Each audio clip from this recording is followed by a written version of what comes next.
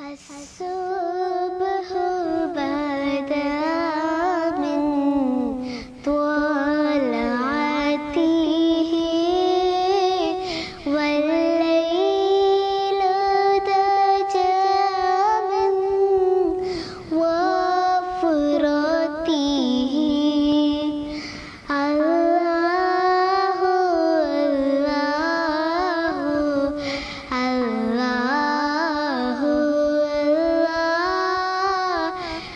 الله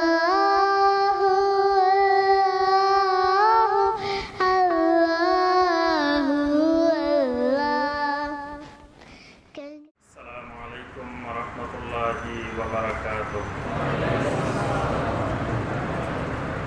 আউযু বিল্লাহি মিনাশ শাইতানির রাজীম।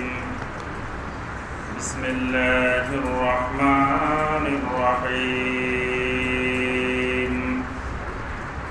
والذين إذا فعلوا فاحشة أو ظلموا أنفسهم ذكروا الله فاستغفروا لذنوبهم ومن يغفر الذنوب إلا الله ولم يصروا على ما فعلوا وهم يعلمون أولئك جزاؤهم مغفرة من ربهم وجنات تجري من تحتها الأنهار خالدين فيها ونعم أجر العاملين. اللهم صل على محمد وعلى آل محمد كما صليت على إبراهيم وعلى آل إبراهيم إنك حميد مجيد.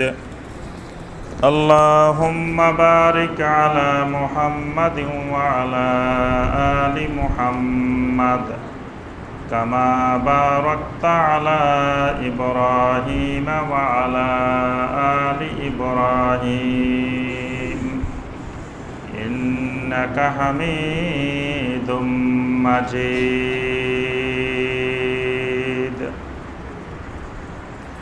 সম্মানিত উলামায়ে কেরাম, দূরের এবং কাছের সম্মানিত দিনদার ভাই ও বোনেরা, আল্লাহ সুবহানাহু ওয়া তাআলার দরবারে কোটি কোটি শুকরিয়া যে আল্লাহ রাব্বুল আলামিন আমাদেরকে দীর্ঘ এক সপ্তাহ পরে শুক্রবার সলাতুল মাগরিবের পর নদ্দা সরকার বাড়ি জামে মসজিদে বসে আল্লাহ রাব্বুল আলামিনের নাজিলকৃত কোরআনে মাজিদ থেকে কয়েকটি আয়াতে কারিমার সংক্ষিপ্তভাবে তাফসির করার এবং শোনার তৌফিক দিয়েছেন, সেই রাব্বুল আলামিনের শুকর আদায় করি, সকলে বলি আলহামদুলিল্লাহ। সম্মানিত ভাই ও বোনেরা, ধারাবাহিক কোরআনে মাজিদের তাফসিরে যে সূরা থেকে আমাদের তাফসির চলছিল সেই সূরাটির নাম হলো সূরা আলে ইমরান। সূরা আলে ইমরানের 134 নম্বর আয়াতে কারিমা পর্যন্ত গত তাফসিরে আলোচনা হয়েছে। আজকে ইনশাআল্লাহ 135 নম্বর আয়াতে কারিমা থেকে আমাদের তাফসির হবে। ইতিপূর্বে সূরা আলে ইমরানের 9টি পর্ব হয়েছে। আজকে সূরা আলে ইমরানের 10ম পর্বের তাফসির হবে ইনশাআল্লাহ। তাফসির শুরু করার আগে আমরা একটি বিষয়ে আমাদের ভাই বোনদের দৃষ্টি আকর্ষণ করতে চাই, সেটি হলো আমাদের এই কোরআনে কারিমের তাফসির আমরা ইন্টারনেটে ওয়েবসাইটে দিয়ে দিই। তো এই তাফসিরগুলো আমাদের সমগ্র মুসলিম উম্মার জন্য, সারা পৃথিবীর সকলের জন্য উন্মুক্ত। এটা পৃথিবীর যে কোনো প্রান্তে, যে কোনো স্থানে, যে কোনো ভাই এগুলো শুনতে পারেন, প্রচার করতে পারেন, সবার জন্য আমরা উন্মুক্ত করে দিয়েছি। তো অনেক ভাই আলহামদুলিল্লাহ আমাদের এই তাফসিরগুলো দিয়ে তারা দাওয়াতের কাজ করেন। ফেসবুকে, ইন্টারনেটে অনেক ভাই বোন আলহামদুলিল্লাহ আমাদের তাফসিরুল কোরআন দিয়ে, খুতবা দিয়ে তারা দাওয়াতের কাজ করেন। তো এই ক্ষেত্রে ওই সকল ভাই বোনদেরকে একটি বিষয়ে দৃষ্টি আকর্ষণ করব, সেটি হলো অনেক সময় আমাদের পূর্ণাঙ্গ একটি আলোচনা, সেই আলোচনা থেকে হয়তো তিনি মাঝখান দিয়ে একটা বিষয় উনি ছোট করে একটা আলাদা করে উনি দিচ্ছেন এই বিষয়টা। তো এটি দিতে আমাদের নিষেধ নাই, তবে খেয়াল রাখতে হবে যে বিষয়টা আপনি দিচ্ছেন সেখানে আমার ওই বক্তব্যটা পরিপূর্ণ আসতেছে কিনা, নাকি আংশিক খণ্ডিত আসতেছে। দেখা গেল এটার আগের অংশও নাই, পরের অংশও নাই, মাঝখান দিয়ে একটা অংশ আসলো। তো অনেক সময় ওই অংশটা দিয়ে বিতর্কের সৃষ্টি হতে পারে, যদি এটার আগের অংশও জানলেন না, পরের অংশও জানলেন না। ইয়া আইয়ুহাল্লাযীনা আমানু লা তাকরাবুস সালাহ আয়াতের এই পর্যন্ত দিয়ে দিলেন, কিন্তু এর পরে যে আছে ওয়া আনতুম সুকারা সেটা দিলেন না। যে আল্লাহ পাক বলতেছেন ইয়া আইয়ুহাল্লাযীনা আমানু লা তাকরাবুস সালাহ, হে ঈমানদারগণ তোমরা নামাজের ধারে কাছেও যাইও না।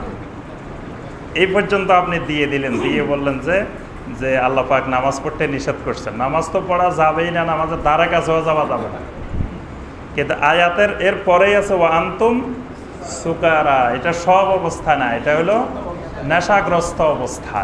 যখন তুমি কি বলতেছ সেটাই বুঝতেছ না, তো ওই অবস্থায় যদি নামাজ পড়তে দাঁড়াও তাহলে তো তুমি আল্লাহ বলতে আব্বা বলে বসে থাকবা, তারপরে তুমি শিরকি কুফরি সব বলে ফেলবা, কি বলতেছো তুমি নিজেই জানো না। তাহলে এখানে দেওয়ার সময় খেয়াল রাখতে হবে যে আমার ওয়া আনতুম সুকারা সহ আসছে কিনা কথাটা, এইটা খেয়াল রাখার জন্য আমি সব ভাই বোনদেরকে আমরা অনুরোধ করব যে ইন্টারনেটে যে ভাই বোনেরা আমাদের আলোচনাগুলো দিয়ে দাওয়াতের কাজ করেন, আলহামদুলিল্লাহ আমরা দোয়া করি দাওয়াতের কাজ চলবে, অব্যাহত থাকবে এবং আপনাদেরকে আল্লাহ পাক জাযায়ে খায়ের দান করুন। কিন্তু খেয়াল রাখবেন যে অংশটাকেও দিচ্ছেন সেই অংশটুকুর মধ্যে আমাদের পরিপূর্ণ বক্তব্যটা আসতেছে কিনা, এটা প্রথমে খেয়াল রাখতে হবে। আংশিক খণ্ডিত অংশ একটা দিয়ে হয়তো সেটা বিতর্কের তৈরি করতে পারে। দ্বিতীয় বিষয় হলো যেই অংশটা দিচ্ছেন সেখানে একটা শিরোনাম দিচ্ছেন। ইদানিং আমি লক্ষ্য করেছি অনেক ভাই এরকম শিরোনাম দিতে গিয়ে ভিতরে আলোচনা একটা, কিন্তু শিরোনাম দিচ্ছেন আরেকটা।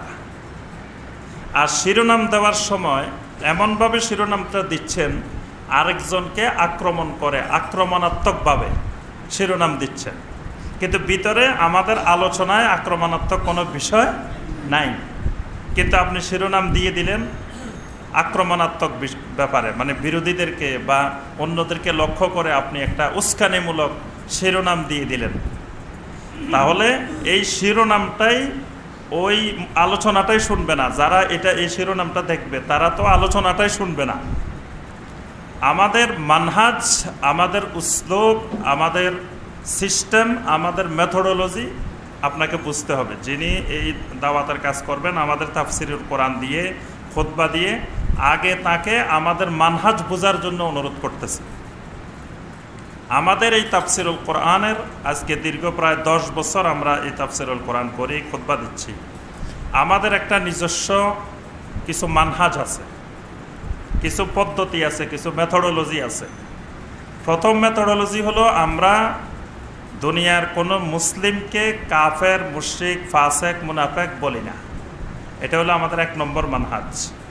এটা আমাদের আহলুস সুন্নাহ ওয়াল জামাতের আকীদা পরিপন্থী, এবং আমাদের সালফে সালেহিন যারা, তারা কখনো কোনো মুসলিমকে কাফের, মুশরিক, মুনাফেক বলেন নাই, গালিগালাজ করেন নাই। আমাদের পূর্ববর্তী যত সালাফ দেখেন তাদের সবার জীবনী দেখেন। ইমাম আবু হানিফা রহমতুল্লাহ আলাইহি আমাদের সালফে সালেহিনদের একজন অন্যতম একজন সালাফ, আকীদার ক্ষেত্রে তিনি বড় একজন আমাদের সালাফ। তিনি স্পষ্ট তার আল ফিকহুল আকবরের মধ্যে বলছেন যে আমাদের আহলুস সুন্নাত ওয়াল জামাতের আকীদা হবে ওয়ালা নুকাফিরু আহাদান, আমরা পৃথিবীর কোনো মুসলিমকে কাফের বানাবো না। নবী রাসূল এসেছেন পৃথিবীতে কাফেরকে মুসলমান বানানোর জন্য, তা আমরা উল্টা কাজ করতে যাব কেন? আমরা মুসলমানকে কাফের বানাবো কেন? আর একজন মুসলমান বেশি থাকা মানে আমার জামাতের, আমার দলের একটা লোক বেশি আছে। আমরা সবাই কিন্তু একটা দলের মেম্বারশিপ নিয়েছি, সেই দলটার নাম কি? ইসলাম।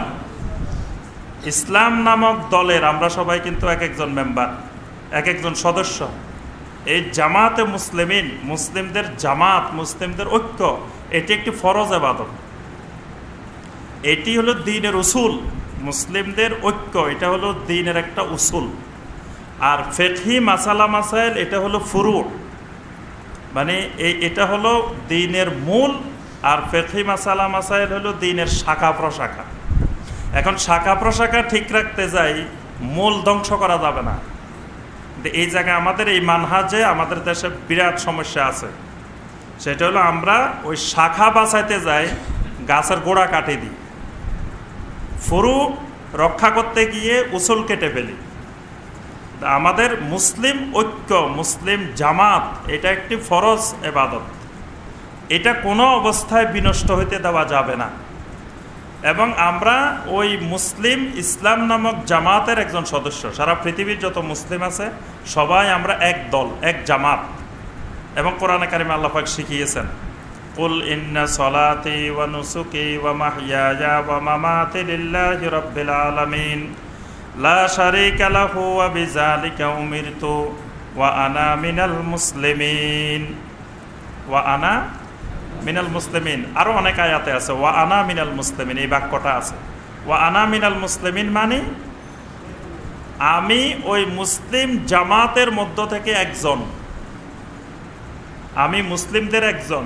মানে ইসলাম নামক যে জামাতটা, ইসলাম নামক যে দলটা, এই দলের ধরেন 150 কোটি 200 কোটি সদস্য আছে, সেই সদস্যের আমি একজন। এই কথাটা আল্লাহ পাক কোরআনে কারিমে বারবার শিখাইছেন। তাহলে সেই মুসলিম জামাত সেটা ধ্বংস করা যাবে না, সেটা নষ্ট হইতে দেওয়া যাবে না। সুতরাং আমার এই মুসলিম জামাতের এই দলের একজন সদস্য বাড়ুক, এটাই আমার কামনা। কিন্তু সদস্য কমানো এটা আমাদের সালফে সালেহিনদের, সাহাবায়ে কেরামদের আমলে কত মুনাফেক তৈরি হয়েছে। তারপরে আপনার কত রকমের ফেরকা তৈরি হয়েছে, খারেজি ফেরকা, শিয়া ফেরকা, অসংখ্য ফেরকা তৈরি হয়েছে। তবুও সাহাবায়ে কেরাম কখনো ওই বাতিল ফেরকার লোকদেরকে কাফের বলেন নাই। সাহাবায়ে কেরাম কখনো শিয়াদেরকে কাফের ফতোয়া দেন নাই। তারপরে সাহাবায়ে কেরামের আমলে খারেজিরা বের হয়েছে, কিন্তু খারেজিদেরকে সাহাবায়ে কেরাম কাফের বলেন নাই।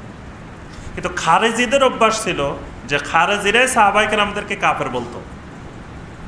খারেজিরা বড় বড় সাহাবীদেরকে কাফের বলতো, সাহাবীদেরকে হত্যা করা জায়েজ মনে করত। কিন্তু সাহাবায়ে কেরাম কখনো খারেজিদেরকে কাফের বলতেন না। শিয়ারা সাহাবীদেরকে কাফের বলতেন, আবু বকরকে কাফের বলছেন, নাউজুবিল্লাহ। ওমর রাদিয়াল্লাহু তাআলা আনহুকে কাফের বলছেন, ওসমান রাদিয়াল্লাহু তাআলা আনহুকে কাফের বলছেন। জমহুর বড় বড় সাহাবায়ে কেরামদেরকে শিয়ারা কাফের বলছেন, কিন্তু সাহাবায়ে কেরাম শিয়াদেরকে কাফের বলেন নাই। এই মানহাজটা বুঝতে হবে। এটা হলো আমাদের সালফে সালেহিনদের, সাহাবায়ে কেরাম থেকে শুরু করে এই শত শত বছরের ধারা, যে আমরা কাউকে কাফের বলবো না, কাফের বানাবো না।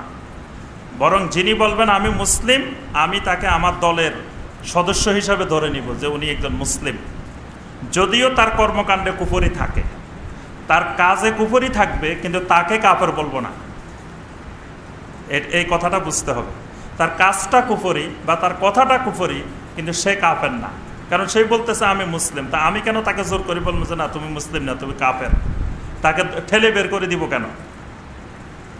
এই জন্য আমরা এই মানহাজটা রক্ষা করার চেষ্টা করি। ইমাম বুখারী রহমতুল্লাহ আলাইহি, ইমাম বুখারী রহমতুল্লাহ আলাইহির মানহাজ দেখেন। ইমাম বুখারী রহমতুল্লাহ আলাইহি পৃথিবীর মুহাদ্দিসিনে কেরামদের মধ্যে শ্রেষ্ঠতম, অন্যতম একজন মুহাদ্দিস, ইলমে হাদিসের ময়দানে যার বিশাল অবদান। তিনি আমাদের একজন সালাফ। সেই ইমাম বুখারী রহমতুল্লাহ আলাইহি স্পষ্ট তিনি দেখতে পাচ্ছেন যে এই হাদিসের যে একজন রাবি, উনি মিথ্যাবাদী, উনি বেদাতি। কিন্তু ইমাম বুখারী রহমতুল্লাহ আলাইহি ওই রাবিকে, ওই বর্ণনাকারীকে কখনো মিথ্যাবাদী বলেন নাই, মিথ্যাবাদী বলেন নাই, তাকে বেদাতি বলেন নাই, এই জাতীয় কোনো সিফাত তিনি ব্যবহারে করেন নাই।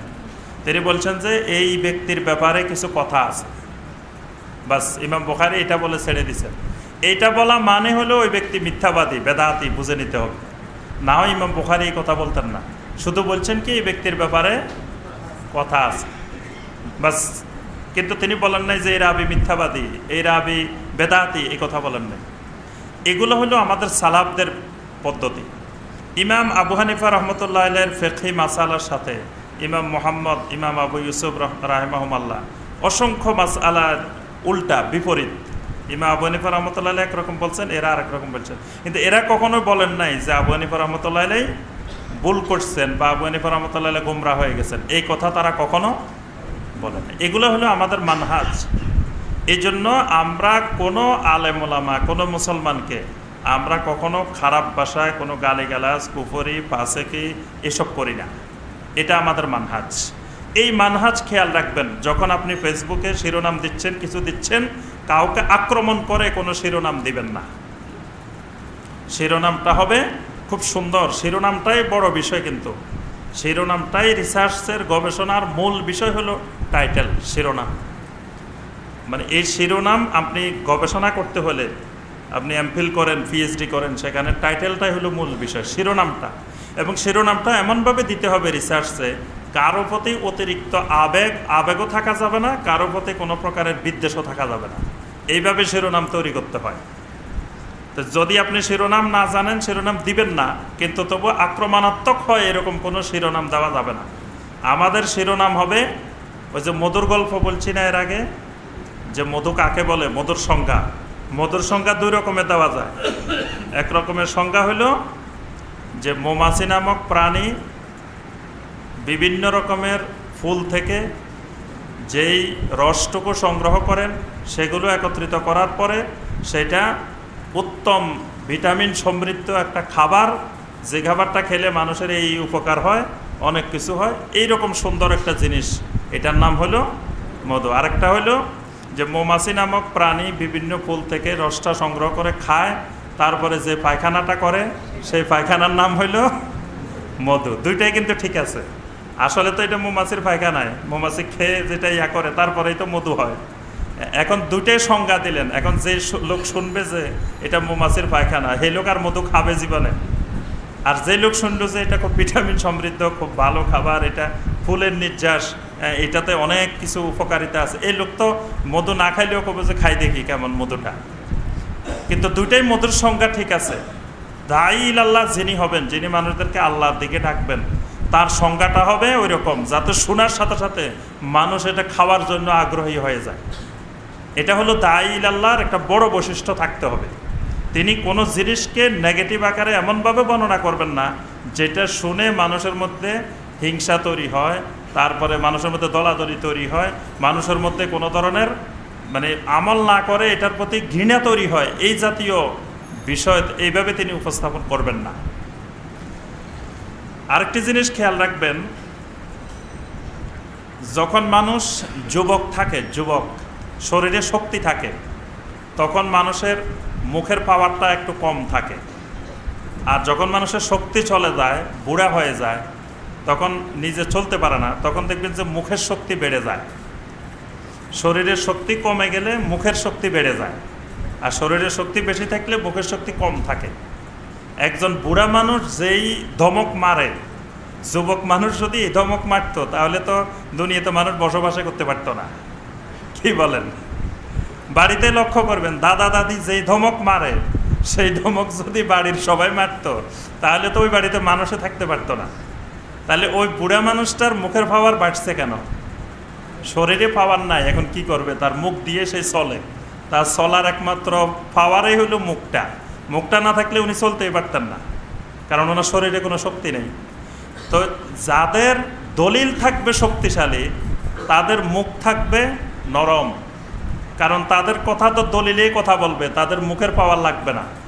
আর যাদের দলিল দুর্বল, মানে দলিলে নাই, ওই সাফাবাজি করে চলতেছে এটা সমাজে, এই ব্যবসাটা টিকে রাখছে মুখ দিয়ে, তো সে তো যখন দেখবে যে তার যে কথাটা তিনি বলতেছেন সেটা দলিল নেই, তখন উনি এবার আরেকজনকে যে তার ব্যবসার উপরে আঘাত হানতেছে তাকে অশ্লীল ভাষায় যত রকমের গালি গালা যা বলা যায়, কাফের, মুশরিক, মুনাফেক, ইহুদির দালাল, খ্রিস্টানের দালাল, যা বলা যায় তাই বলবেন। কারণ তার শরীরের পাওয়ার নাই, মুখের পাওয়ার বেড়ে গেছে, দলিলের পাওয়ার নাই, ওই জন্য ওই মুখের পাওয়ার বেড়ে গেছে। এই জন্য এই সূত্রটা মনে রাখলে আপনারা অনেক কিছু নিজে নিজে বের করে ফেলতে পারবেন। অঙ্ক বের করার মূল হলো সূত্র, বীজগণিতের সূত্র মনে রাখলে দেখবেন যে অনেক অঙ্ক ইজি হয়ে যাবে। এই সূত্র মনে রাখলে আপনি সহজে বের করে ফেলতে পারবেন যে যেই আলেম, যেই বক্তা, যাকে দেখবেন যে খালি মানুষের গালিগালাজ করতেছে, খালি কাফের বলতেছে, মুশরিক বলতেছে, মুনাফেক বলতেছে, ওই ইহুদির দালাল বলতেছে, খ্রিস্টানের দালাল, এরকম গালিগালাজ করতেছে, বুঝে নেবেন যে ওনার দলিলের পাওয়ার নাই, ওনার চলতেছে মুখের পাওয়ারে। আর যাদের দলিলের পাওয়ার শক্ত তাদের মুখে গালিগালাজ করা লাগবে না, ওই দলিলেই কথা বলবে, দলিলেই কাজ করবে। এই জন্য আমরা যে কথাগুলো বলি, আমাদের দাওয়াতের কাজের বৈশিষ্ট্য হলো কোরআনের আয়াত আর হাদিস। তা আমাদের আয়াতে আর হাদিসে কথা বলবে, আমি আবার আরেকজনকে গালিগালাজ করার, খারাপ বলার, মন্দ বলার আমার দরকারটা কি? এই জন্য আমি এই আজকে তাফসিরের শুরুতেই আমার ওই ফেসবুকের, ইন্টারনেটের ভাই বোনদেরকে অনুরোধ করব যে আপনারা আমাদের এই মানহাজ, এই পদ্ধতিটা খেয়াল রাখবেন যে এটা আমাদের দাওয়াতের বড় বৈশিষ্ট্য। আমরা আজ পর্যন্ত এই দেশের কোনো আলেম ওলামার বিরুদ্ধে কোনো খারাপ কথা মুখ দিয়ে উচ্চারণ করি নাই, এবং কোনো দলের পক্ষে বিপক্ষেও আমরা কোনো কথা উচ্চারণ করি নাই, এবং কোনো রাজনৈতিক আলোচনা আমরা এই তাফসিরে আজ পর্যন্ত করি নাই। তো সুতরাং আপনারা যখন ওই আমাদের এই দাওয়াতি কাজ করবেন, আমাদের এই দাওয়াতের সাথে সম্পৃক্ত হবেন, তা আপনার মানহাজও এরকম হইতে হবে। আপনার মানহাজ যদি ভিন্ন রকম হয়, আপনি যদি আরেক মুসলিমকে কাফের মনে করেন, তাহলে আমাদের এই মানহাজের দাওয়াত দরকার নেই, আপনি আপনার মানহাজের দাওয়াত দেন। আমাদের মানহাজের, আমাদের দাওয়াত দিলে আমাদের এই পদ্ধতি খেয়াল রাখতে হবে যে আমরা কোনো মুসলমানকেই আমরা আক্রমণ করব না, আমরা সবাইকে আমাদের দলের সদস্য মনে করি, আমরা এক জামাত, এক দল। যদিও ভাইয়ে ভাইয়ে আমাদের মধ্যে অসংখ্য ফিকহি মাসালা, বিভিন্ন মাসালা একতলাপ থাকতে পারে, এটা যুগে যুগে ছিল, এখনও আছে, কিয়ামত পর্যন্ত থাকবে, কিন্তু ফিকহি মাসালার একতলাপের কারণে আমাদের ভ্রাতৃত্ব নষ্ট হবে না, মুসলিম ভ্রাতৃত্ব নষ্ট হবে না, একজন আরেকজনকে ভাই মনে করব, আমরা শত্রু মনে করব না। এই মানহাজটা, এই পদ্ধতিটা আমাদের খেয়াল রাখা জরুরি। আল্লাহ পাক আমাদের সবাইকে তৌফিক দান করুন। সূরা আলে ইমরানের 135 নম্বর আয়াত, 134 নম্বর আয়াতে আল্লাহ রাব্বুল আলামিন মুহসিনিনের কিছু বৈশিষ্ট্য বর্ণনা করেছেন। মুহসিনিন কারা? মানে যাদের মধ্যে এহসান আছে তাদের নাম মুহসিনিন। আমরা বলছি যে একজন মুসলিমের প্রমোশন হয় কয়টা? 4টা ধাপ। প্রথমে যে তিনি ঈমান আনেন, ঈমান আনার ফলে কি হন? মুমিন হন। তারপরে কি হন? মুসলিম হন। মুসলিমের পরে প্রমোশন হলে কি হয়? মুত্তাকিন। মুত্তাকিনের পরে মুহসিনিন। তাহলে মুহসিনিন হলো সর্বোচ্চ স্তর। এজন্য হাদিসে জিবরিল, বুখারী মুসলিমের একটা প্রসিদ্ধ হাদিস হলো হাদিসে জিবরিল, যে জিবরিল আলাইহিস সালাম নবী সাল্লাল্লাহু আলাইহি ওয়াসাল্লামের কাছে আসছিলেন মানুষের আকৃতিতে, এসে নবী সাল্লাল্লাহু আলাইহি ওয়াসাল্লামকে কিছু প্রশ্ন করেছিলেন। সেখানে প্রথম প্রশ্ন করছেন আখবিরনি আনিল ঈমান, যে হে মুহাম্মদ সাল্লাল্লাহু আলাইহি ওয়াসাল্লাম আমাকে ঈমান কাকে বলে একটু বলেন, ঈমানের সংজ্ঞাটা দেন। নবী সাল্লাল্লাহু আলাইহি ওয়াসাল্লাম ঈমান সম্পর্কে বললেন। তারপরে বললেন যে আখবিরনি আনিল ইসলাম, ইসলাম সম্পর্কে আমাকে বলেন। নবী সাল্লাল্লাহু আলাইহি ওয়াসাল্লাম ইসলাম সম্পর্কে বললেন। তারপরে বললেন আখবিরনি আনিল এহসান, আমাকে এহসান সম্পর্কে বলেন। তখন নবী সাল্লাল্লাহু আলাইহি ওয়াসাল্লাম বললেন আনতা আবুদাল্লাহা কাআন্নাকা তারাহু ফা ইল্লাম তাকুন তারাহু ফা ইন্নাহু ইয়ারাক। এহসান হলো তুমি আল্লাহর ইবাদত এমনভাবে করবে যেন তুমি সরাসরি আল্লাহ সুবহানাহু ওয়া তাআলাকে দেখতেছ। ফা ইল্লাম তাকুন তারাহু, যদি তুমি আল্লাহ রাব্বুল আলামিনকে না দেখো, ফা ইন্নাহু ইয়ারাক, তোমার অন্তরে এই বিষয় জাগ্রত থাকবে তো তোমাকে আল্লাহ সুবহানাহু ওয়া তাআলা দেখতেছেন। এটার নাম এহসান।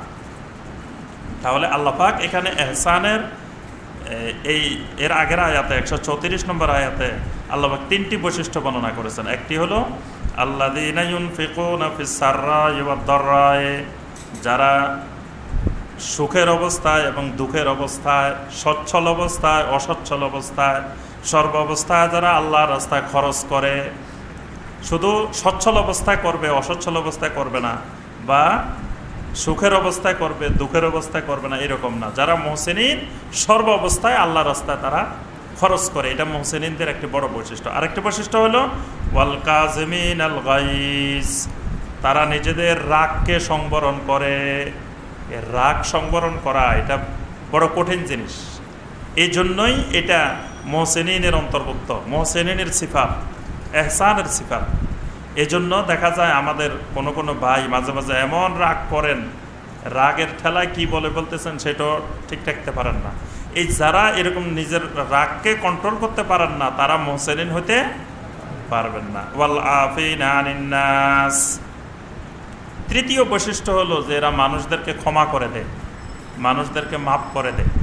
এটি তাদের বড় বৈশিষ্ট্য। ইচ্ছা করলে প্রতিশোধ নিতে পারে, কিন্তু প্রতিশোধ নেয় না। এই মুহসিনিনদের বৈশিষ্ট্য হলো ওয়াল আফিনা আনিন নাস, মানুষদেরকে ক্ষমা করা। চতুর্থ নম্বর যে বৈশিষ্ট্যটি, সেটি আল্লাহ পাক 135 নম্বর আয়াতে বর্ণনা করেছেন। ওয়াল্লাযীনা ইযা ফাআলু ফাহিশাতান আও যালামু আনফুসাহুম যাকারুল্লাহা ফাস্তাগফারু লিযুনুবিহিম। মুহসিনিনদের বড় আরেকটি বৈশিষ্ট্য হলো ওয়াল্লাযীনা ইযা ফাআলু ফাহিশাতান, তারা যখন কোনো ফাহিশা কাজ করে ফেলে, অশ্লীল কাজ করে ফেলে। অশ্লীল কাজটা কি? অশ্লীল কাজ আল্লাহ পাক কোরআনে কারিমে কয়েকটি জিনিসকে সরাসরি অশ্লীল বলছেন, ফাহিশা বলছেন। তার মধ্যে এক নম্বরে হইল জেনা, জেনা ব্যভিচার, এটাকে আল্লাহ পাক সরাসরি অশ্লীল বলছেন। আল্লাহ পাক বলছেন ওয়ালা তাকরাবুজ জেনা ইন্নাহু কানা ফাহিশাতাও ওয়া মাকতাও ওয়া সাআ সাবিলা। ওয়ালা তাকরাবুজ জেনা, খবরদার তোমরা জানা করিও না বলেন নাই আল্লাহ পাক, কি বলছেন? জানার ধারে কাছেও যাইও না। জানা থেকে সবসময় 200 গজ দূরত্ব বজায় রাখতে হবে। এবং ওই জানাকে সহজ করার জন্য শয়তান অনেকগুলো খতোয়া, অনেকগুলো পদক্ষেপ, শয়তানের ফাঁদ বসায় রাখবে শয়তান। এগুলো আস্তে আস্তে 1 ধাপ 2 ধাপ 3 ধাপ 4 ধাপ 5 ধাপ 6 ধাপে আসে, তারপরে এটা জানার রূপ নেবে। এই জন্য আল্লাহ পাক বলছেন ওয়ালা তাকরাবুজ জানা, খবরদার জানার ধারে কাছেও যাইও না। ইন্নাহু কানা ফাহিশা, জানাটা হলো ফাহিশা। 1 নম্বরে জানার বৈশিষ্ট্য হলো যে এটা ফাহিশা কাজ। আল্লাহ পাক জানাকে সরাসরি ফাহিশা বলছেন, আবার সমকামিতাকে আল্লাহ পাক ফাহিশা বলছেন। লূত আলাইহিস সালামের কওম, এরা আল্লাহর জমিনে সমকামিতার ক্ষেত্রে প্রসিদ্ধ জাতি হইল কওমে লূত। আর এই জন্য এই কাজ যারা করে এদেরকে বলা হয় লেওয়াতাত বলা হয়। সমকামিতার আরবি হলো লেওয়াতাত। এটা লূতের জাতি থেকে নামটা আসছে, মানে এটার পরিচয়টাই আরবি ভাষা হয়ে গেছে এইভাবে। এটাকেও আল্লাহ পাক বলছেন ফাহিশা। আল্লাহ পাক এই সমকামিতাটাকে, এটাকেও আল্লাহ পাক ফাহিশা বলছেন। এরপরে আপনার এই জাতীয় আরও যত কার্যক্রম আছে, অর্থাৎ জেনা সমকামিতার মতো আরও যতগুলো কার্যক্রম আছে, এই সবগুলোকে বলা হয় ফাহিশা। এগুলা অশ্লীলতা। এইগুলা থেকে বিরত থাকার বড় মাধ্যম কি? সলাত। আল্লাহ পাক বলছেন ইন্না সলাতা তানহা আনিল ফাহশাই ওয়াল মুনকার। সলাতটা হলো ফাহিশা থেকে বিরত রাখে। এজন্য সলাত যদি মজবুত হয়, 5 ওয়াক্ত সলাত যদি ঠিক থাকে, তাহলে জেনা ব্যভিচার সমকামিতা এইগুলা কমে যাবে। এটার বড় চিকিৎসা হলো সলাত। আল্লাহ পাক বলছেন সলাতেই মানুষকে ফাহিশা থেকে বিরত রাখে।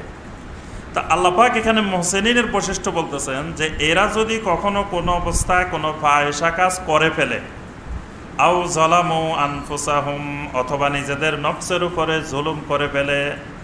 নফসের উপরে জুলুম করা মানে গুনাহ করা। যে কোনো গুনার কাজটাই নফসের উপরে জুলুম। নফসের উপরে জুলুম কেমনে? মানে আপনার আমার নফসের অধিকার হলো এটা জান্নাতে যাবে, এটা তার অধিকার। আমি একটা গুনার কাজ করে আমার নিজেকে জান্নাতি না বানাই জাহান্নামী বানাইলাম, এটা আমার নিজের উপরে জুলুম করছে। বুঝতে পারছেন? এই জন্য আল্লাহ পাক গুনাহকে নফসের উপরে জুলুম বলছেন। যেমন আদম আলাইহিস সালাম আর হাওয়া আলাইহিস সালাম দোয়া করছিলেন রব্বানা যালামনা আনফুসানা, রব্বুল আলামিন আমরা আমাদের নফসের উপরে জুলুম করছি। অথচ ওখানে গাছের ফল খাইছে সেই কথা কিন্তু বলেন নাই, বলছেন কি নফসের উপরে জুলুম করছে, মানে ওইটা করতে আল্লাহ পাক নিষেধ করছিলেন, আমরা করে ফেলছি, করার কারণে এখন আমরা শাস্তির হকদার হয়ে গেছি। অথচ আমার শরীর এই শাস্তির হকদার ছিল না, তা আমি নিজে শরীরকে শাস্তির হকদার বানাইছি, এই জন্য আমার নিজের উপরে আমি জুলুম করছি। তা আল্লাহ পাক বলতেছেন এইরকম কোনো গুনার কাজ করে ফেললে বা অশ্লীল কোনো কাজ করে ফেললে জাকারুল্লাহ, তারা সাথে সাথে আল্লাহর কথা মনে পড়ে যায়। যারা মুহসিনিন তারা এই গুনার কাজ হয়তো শয়তানের দোকায় পড়ে করে ফেলতে পারে, কিন্তু করার পরে জাকারুল্লাহ সাথে সাথে তাদের আল্লাহর কথা স্মরণে পড়ে যায়। ফাস্তাগফারু লিযুনুবিহিম, ফাস্তাগফারু লিযুনুবিহিম। আরবি ভাষায় একটা হলো ফা আর একটা হলো সুম্মা। ফা মানে একেবারে সাথে সাথে, আর সুম্মা মানে একটু পরে। তা আল্লাহ পাক বলতেছেন মুহসিনিন যারা, তারা ফাস্তাগফারু লিযুনুবিহিম, এই গুনাহটা করার সাথে সাথে আর দেরি করে না, এই জন্য আল্লাহ পাক ফা ব্যবহার করছেন। ফাস্তাগফারু লিযুনুবিহিম, সাথে সাথে তারা তাদের গুনার জন্য আল্লাহর কাছে ইস্তিগফার করে। সুবহানাল্লাহ। এই ইস্তিগফার করা, তাওবা করা, এইটা মুহসিনিন বান্দাদের বড় একটি বৈশিষ্ট্য। এরা যখনই কোনো অশ্লীল কাজ, কোনো গুনার কাজ করে ফেলে, সাথে সাথে তারা আল্লাহর কাছে ইস্তিগফার করে। ওয়া মান ইয়াগফিরুয যুনুবা ইল্লাল্লাহ, আল্লাহ পাক বলতেছেন ওয়া মান ইয়াগফিরুয যুনুবা ইল্লাল্লাহ, আল্লাহ ছাড়া আর কে আছে যে তোমাদের গুনাহ মাফ করতে পারে? আল্লাহ পাক প্রশ্ন করতেছেন ওয়া মান ইয়াগফিরুয যুনুবা ইল্লাল্লাহ, আল্লাহর কাছে ইস্তিগফার না করে কার কাছে ইস্তিগফার করবা? কারণ আল্লাহ ছাড়া আর কে আছে তোমার গুনাহ মাফ করবে? এই জন্য ইস্তিগফার করার সময় বলতে হবে যে আল্লাহ, আমার তো আর কোনো দিকে যাওয়ার রাস্তা নাই, আমার গুনাহ মাফ করার একমাত্র মালিক আপনি, আপনি ছাড়া তো আর কেউ নেই, তা আমি আর কার কাছে যাব?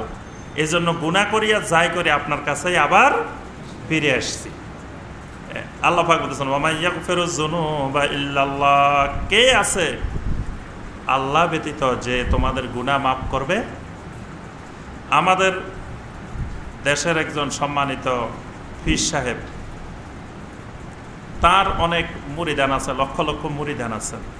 তো তিনি তার মাহফিলে ইল্লাল্লাহ জিকিরের দলিল দিয়েছেন এই বাক্যটা দিয়ে। তিনি বলছেন যে আল্লাহ পাক কোরআনে বলছেন ওয়া মান ইয়াগফিরুয যুনুবা ইল্লাল্লাহ, এখানে আল্লাহ পাক ইল্লাল্লাহ বলছেন। তো এই দলিল শুনে আমার নিজের কাছে অপমান লাগছে। উনি অপমান বোধ করছেন কিনা জানি না, আমার কাছে অপমান বোধ হয়েছে যে আমার দেশের একজন আলেম, এলেমের এতিম, মানে এলেমের দৈন্য দশা কোন পর্যায়ে গিয়ে পৌঁছছে আমাদের, এই বাক্যটা শুনলেই বোঝা যায়। একটা হাস্যকর বিষয়। এখানে আল্লাহ পাক প্রশ্ন করতেছেন ওয়া মান ইয়াগফিরুয যুনুবা ইল্লাল্লাহ, যে আল্লাহ ব্যতীত কে গুনাহ মাফ করতে পারে? তো এটার সাথে কি ইল্লাল্লাহ জিকিরের কোনো সম্পর্ক আছে? এখানে আল্লাহ পাক বললেন কি, তিনি বলতেছেন কি, হয়তো তিনি তার লক্ষ লক্ষ মুরিদান আছে এই জন্য অপমান বোধ করেন নাই, কিন্তু আমাদের কাছে এলেমের দৈন্য দশা দেখে যে আমাদের এলেম কত নিম্ন পর্যায়ে পৌঁছে গেছে, যে আমার মুরব্বীরা ইল্লাল্লাহ ইল্লাল্লাহ জিকির করেছেন, এইটাকে টিকিয়ে রাখার জন্য, আমার এই জিকির টিকে রাখার জন্য আল্লাহর কোরআনের বিকৃত ব্যবহার। এখানে ইল্লাল্লাহ জিকিরের সাথে কোনো সম্পর্ক আছে? কোনো দূরতম সম্পর্কও তো নাই। এখানে হলো আল্লাহ বলতেছেন যে মুহসিনিন বান্দাদের একটা বৈশিষ্ট্য হলো যে তারা যখনই গুনার কাজ করে তখন ইস্তিগফার করে। আর আল্লাহ বলতেছেন তারা তো মুহসিনিন, আল্লাহ ছাড়া তো তারা কিছুই বুঝে না। কারণ মুহসিনিনের বৈশিষ্ট্য হলো যে আমি আল্লাহকে দেখতেছি অথবা আল্লাহ আমাকে দেখতেছেন, তো তার সম্পর্ক তো সরাসরি আল্লাহর সাথে। তো এই জন্য আল্লাহ বলতেছেন ওয়া মান ইয়াগফিরুয যুনুবা ইল্লাল্লাহ, যে আল্লাহ ছাড়া তার গুনাহ আর মাফ করবে কে? তো এটার সাথে ওইটার কোনো সম্পর্ক আছে? অথচ ওইটা দিয়ে দলিল দিচ্ছেন। আল্লাহ পাক আমাদের সবাইকে এলেম দান করুন।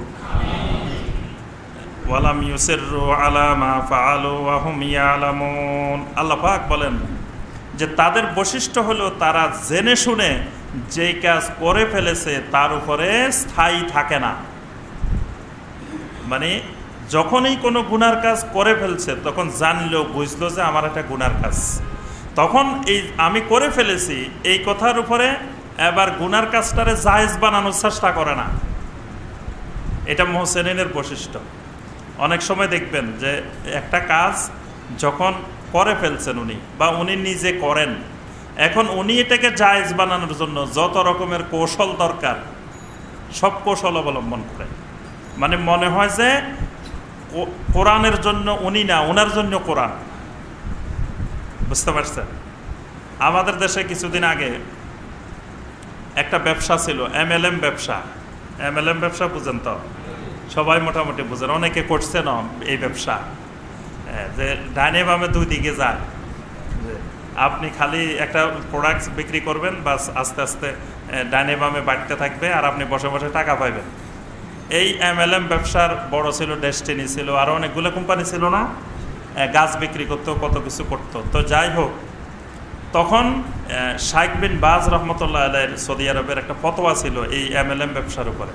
উনি সুস্পষ্ট ফতোয়া দিয়েছিলেন, সৌদি আরবের গ্র্যান্ড মুফতি, যে এটা সম্পূর্ণ হারাম।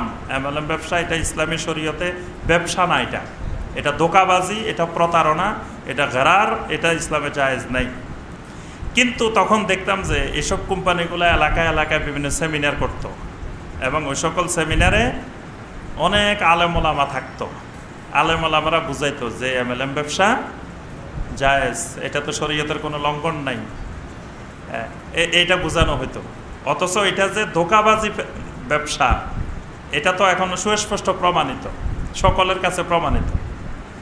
এরকম আরও অসংখ্য বিষয় আছে। বিমার নামে, ইন্স্যুরেন্সের নামে আমাদের দেশে বিশাল ব্যবসা, এবং বিমার আগে যদি ইসলামী লাগাই দিতে পারে তাহলে তো আরও বড় ব্যবসা, যে ইসলামী ইন্স্যুরেন্স। অথচ ইন্স্যুরেন্সের কোনো পদ্ধতি ইসলামে স্বীকৃত না, সেটা ইসলামে লেখা থাকুক আর ইসলামে লেখা না থাকুক, ইন্স্যুরেন্সের পদ্ধতিটাই ইসলাম বহির্ভূত পদ্ধতি। ইসলাম মানুষের কল্যাণের জন্য যাকাত ব্যবস্থা করেছেন। তারপরে ইসলামের আরও অনেক ব্যবস্থাপনা আছে, যে ব্যবস্থাপনা সমাজে থাকলে আর ইন্স্যুরেন্স পদ্ধতি লাগে না। ইন্স্যুরেন্স পদ্ধতিটাই ইসলাম বহির্ভূত বিষয়, অথচ এটাকে অনেকে আমরা জায়েজ বানাই। তো এরকম অসংখ্য বিষয় আছে। আল্লাহ পাক বলতেছেন মুহসিনের বৈশিষ্ট্য হলো নিজেরা করুক আর না করুক, কিন্তু জেনে শুনে ওইটার উপরে স্থির থাকে না। যে নিজে করলেও বলে যে ভাই আমি করলেও যে জায়েজ হবে না। আমি তো মাঝে মাঝে আমাদের ভাইদেরকে বলি যে আমার কাজ দেখেও মনে করবেন না যে এটা হক। যেমন আমরা ফরজ নামাজের পরে লম্বা মুনাজাত করি, তো অনেক ভাইয়ের অভিযোগ যে এই হুজুরের মনে করতাম সহি, এই হুজুর দেখে আবার লম্বা মুনাজাতও করে। এটা অনেকের অভিযোগ আছে, কেউ সরাসরি অভিযোগ করছেন, কেউ করেন নাই, কিন্তু মনে মনে প্রায় সবারই অভিযোগ আছে যে হুজুরে দেখি জুমার নামাজের পরে লম্বা এক মুনাজাত করে। এটা ওই মসজিদেরও অনেক মুসল্লির অভিযোগ আছে, আমাদের মসজিদেও আছে। তা আমি বলি যে আমি করলে সব জায়েজ হয়ে যাবে, এটা ইসলাম বলে না। এই জন্যই একজনের অন্ধ অনুকরণ ইসলামে হারাম। তাকলিদে আমা, যে একজনের অন্ধ অনুকরণ, যা আপনি বললেন যে এই হুজুরে যা বলে আমি সব মেনে চলবো, তাহলে আপনি গোমরাহ হয়ে যাবেন। কারণ এই হুজুর কোন পরিস্থিতিতে কি করতে হচ্ছে সেটা তো আপনার পরিস্থিতি, আপনি ওইটা বুঝবেন না। তা আপনি যদি সব অনুকরণ করতে থাকেন তা আপনি গোমরাহ হয়ে যাবেন, হকের উপরে থাকা সম্ভব হবে না। কারণ আমি কেন করতেছি ওইটার জবাব আমি রেডি করে, আল্লাহর কাছে কি জবাব দিব রেডি করেই করতেছি। তা আপনি তো আর ওই জবাব রেডি করতে পারবেন না। সুতরাং আপনি ওইটা থেকে দূরে থাকেন, আপনি এই ক্ষেত্রে এটা অনুসরণ করবেন না। আবার উল্টো ফতোয়া দিয়েন না যে উনি গোমরাহ হয়ে গেছে, উনি এটাকে বেদাত বলেন, আবার উনি এটা করেন। সুতরাং আমরা করি আর না করি, কিন্তু আমরা হালালকে হালাল জানি, হারামকে হারাম জানি, বেদাতকে বেদাত জানি, সুন্নতকে সুন্নত জানি। কিন্তু আমি করি বলে সেটাকে জায়েজ বানানোর জন্য কোরআন সুন্নাত দলিল খুঁজতে থাকবো, বিষয়টা এরকম করা যাবে না। এটাকে আল্লাহ পাক বলছেন ওয়ালাম ইউসিররু আলা মা ফাআলু ওয়া হুম ইয়ালামুন।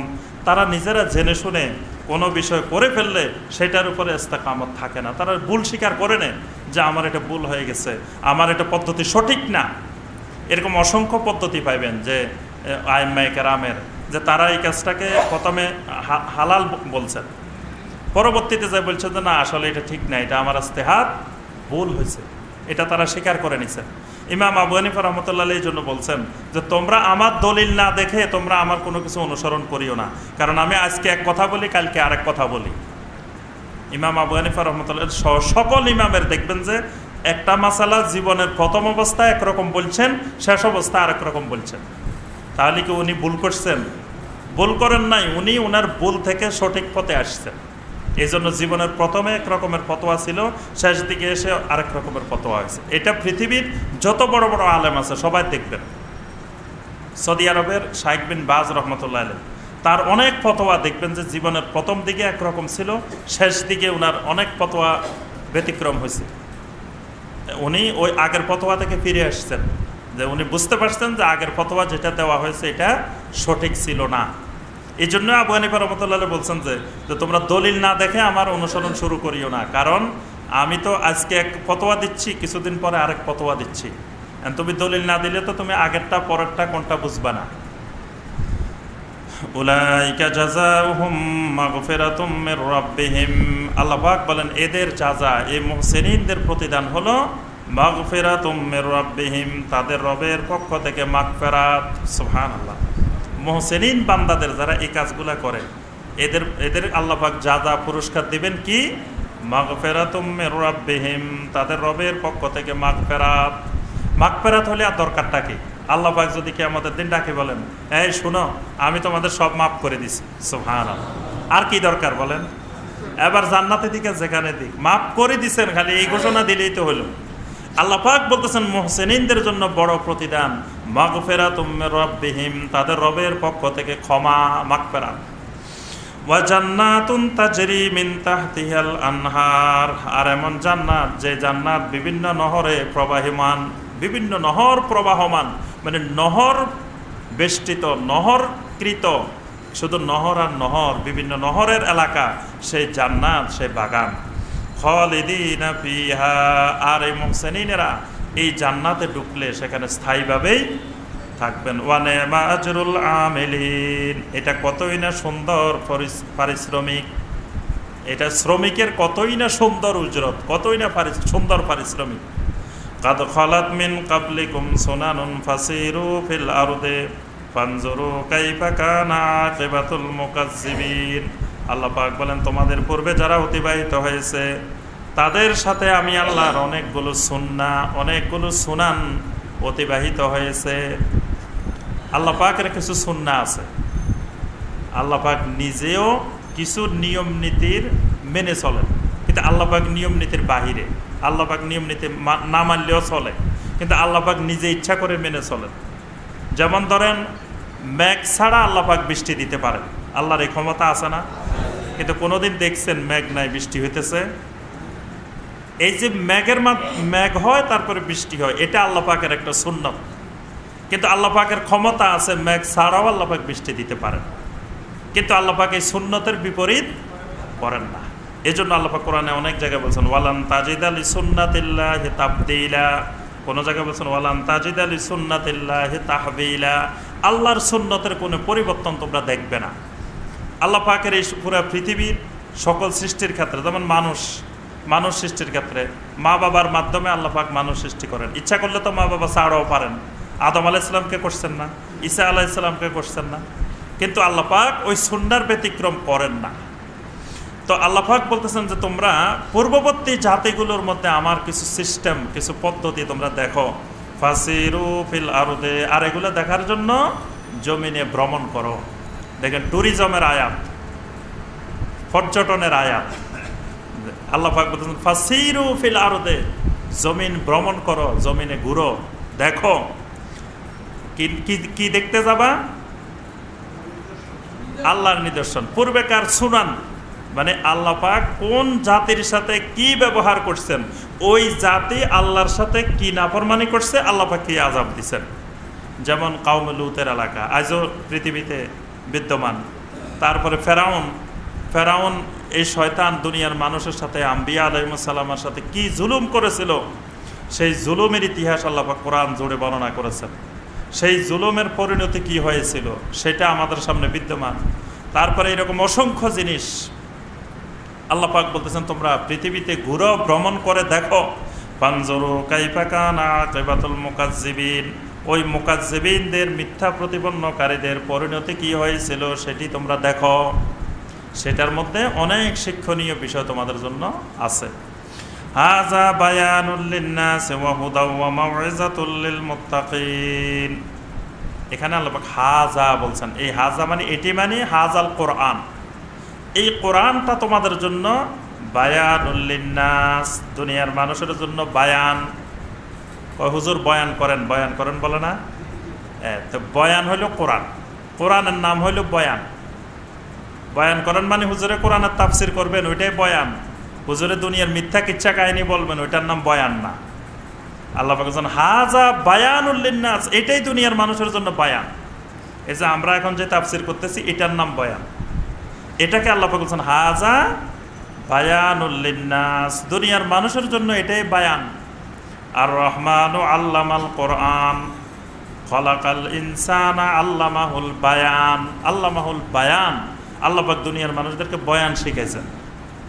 তারপরে আল্লাহ পাক সূরা আল কিয়ামার মধ্যে বলছেন লা তুহাররিক বিহি লিসানাকা লিতাজালা বিহি ইন্না আলাইনা জামাহু ওয়া কুরআনা ফাইযা কারানাহু ফাত্তাবি কুরআনা সুম্মা ইন্না আলাইনা বায়ানা, সুম্মা ইন্না আলাইনা বায়ানা।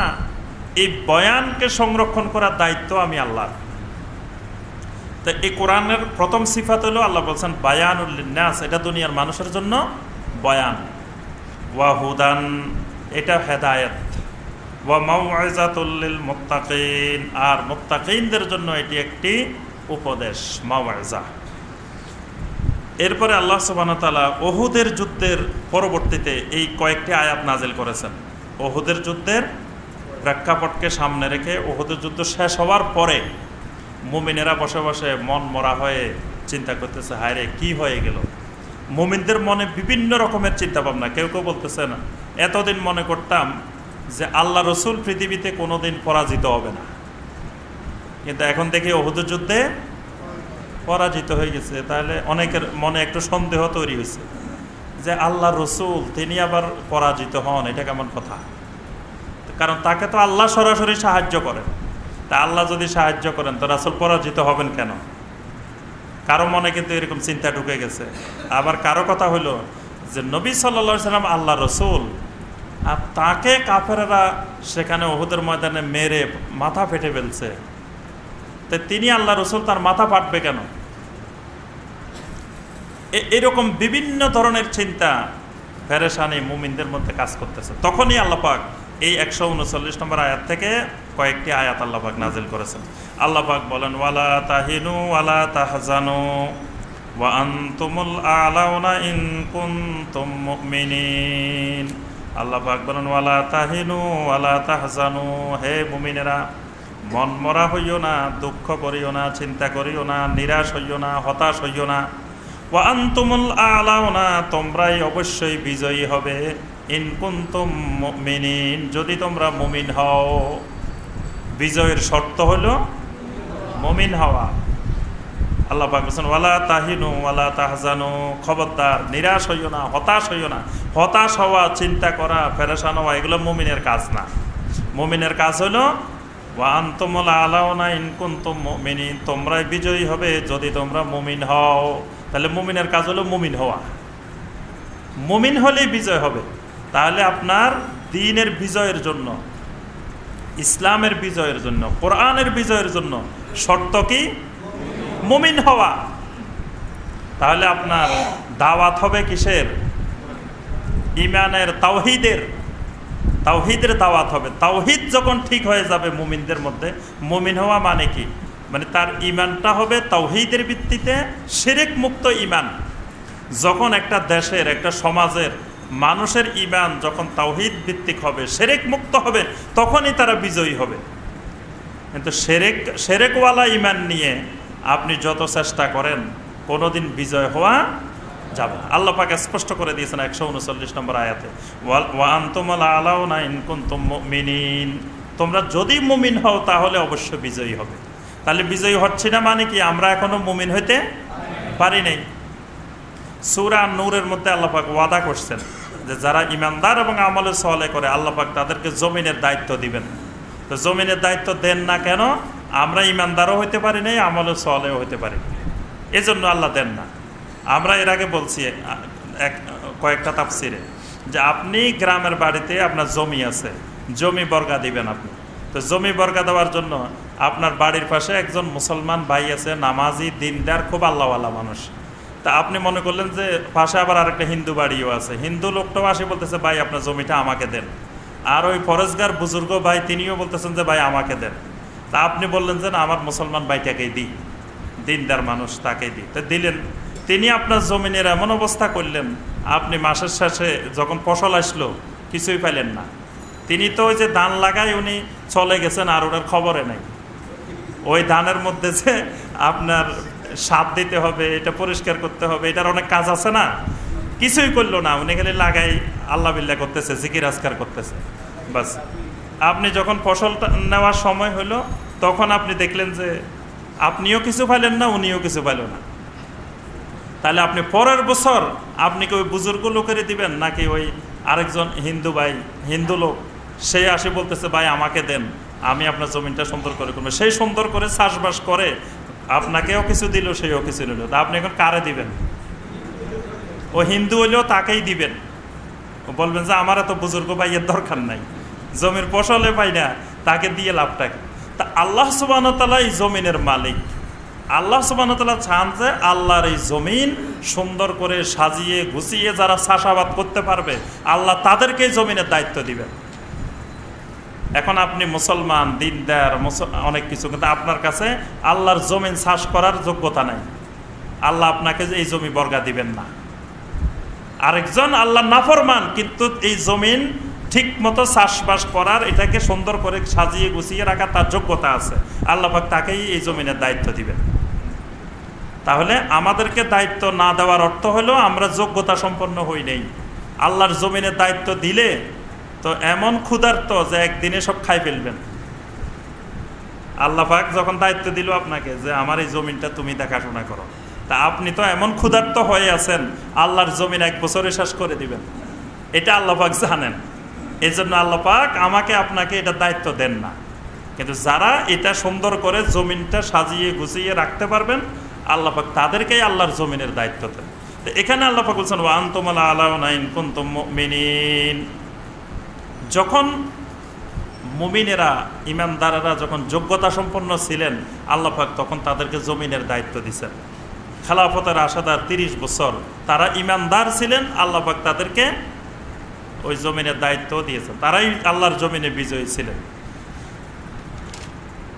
এরপরে আল্লাহ পাক বলতেছেন যে উহুদের যুদ্ধের পরে তোমরা একবারে মন মরা হয়ে বসে আছো, বদরের যুদ্ধের দিকে তোমরা লক্ষ্য করো। বদর তোমাদের উপরে উহুদের যুদ্ধে যেমন বিপদটা আসছে তার থেকে বড় বিপদ তো কাফেরদের উপরে আসছিল, আসা নাই বদরের যুদ্ধে? তো তারা এত বড় বিপদ আসার পরে 1 বছরের মাথায় যদি তারা প্রস্তুতি নিয়ে তোমাদেরকে পাল্টা আক্রমণ করতে পারে, তারা ইমান নাই, কাফের অবস্থায়, তো তোমরা ইমানদারেরা কি করবা? ইমানদারেরা বসে বসে খালি চিন্তা করতে থাকবা? তোমরাও এরকম 1 বছরের মধ্যে শক্তি অর্জন করে কাফেরদের মোকাবেলা করার জন্য তোমরা তৈরি হয়ে যাও। আল্লাহ পাক এই 140 নম্বর আয়াতে সেই কথাটাই বলতেছেন, ইয়ামসাসকুম কারহুন ফাকাদ মাসাল কওমা কারহুম মিসলু। তোমাদেরকে যেই বিপদ, যেই কঠিন মুসিবত তোমাদেরকে স্পর্শ করেছে, এইরকম বিপদ তো ঠিক তাদের উপরও স্পর্শ হয়েছিল 1 বছর আগে মাত্র, বদরের ময়দানেই তো তাদের এই অবস্থা হয়েছিল।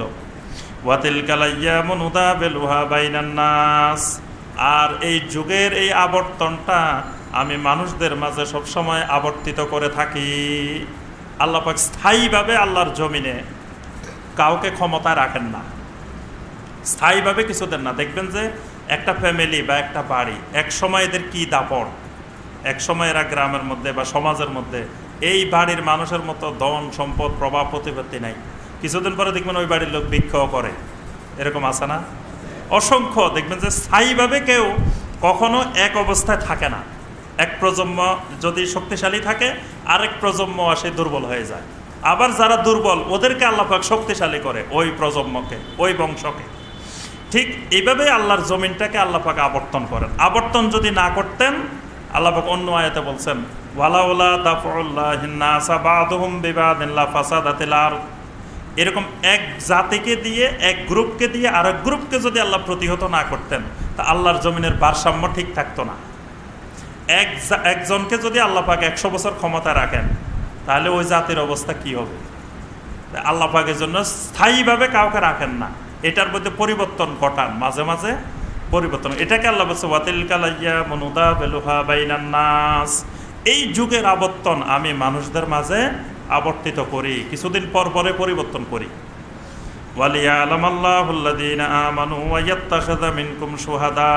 আর তোমাদের উপরে এই উহুদের ময়দানে যেই কঠিন মুসিবতটা আসছে, এটার দুইটা উদ্দেশ্য আছে।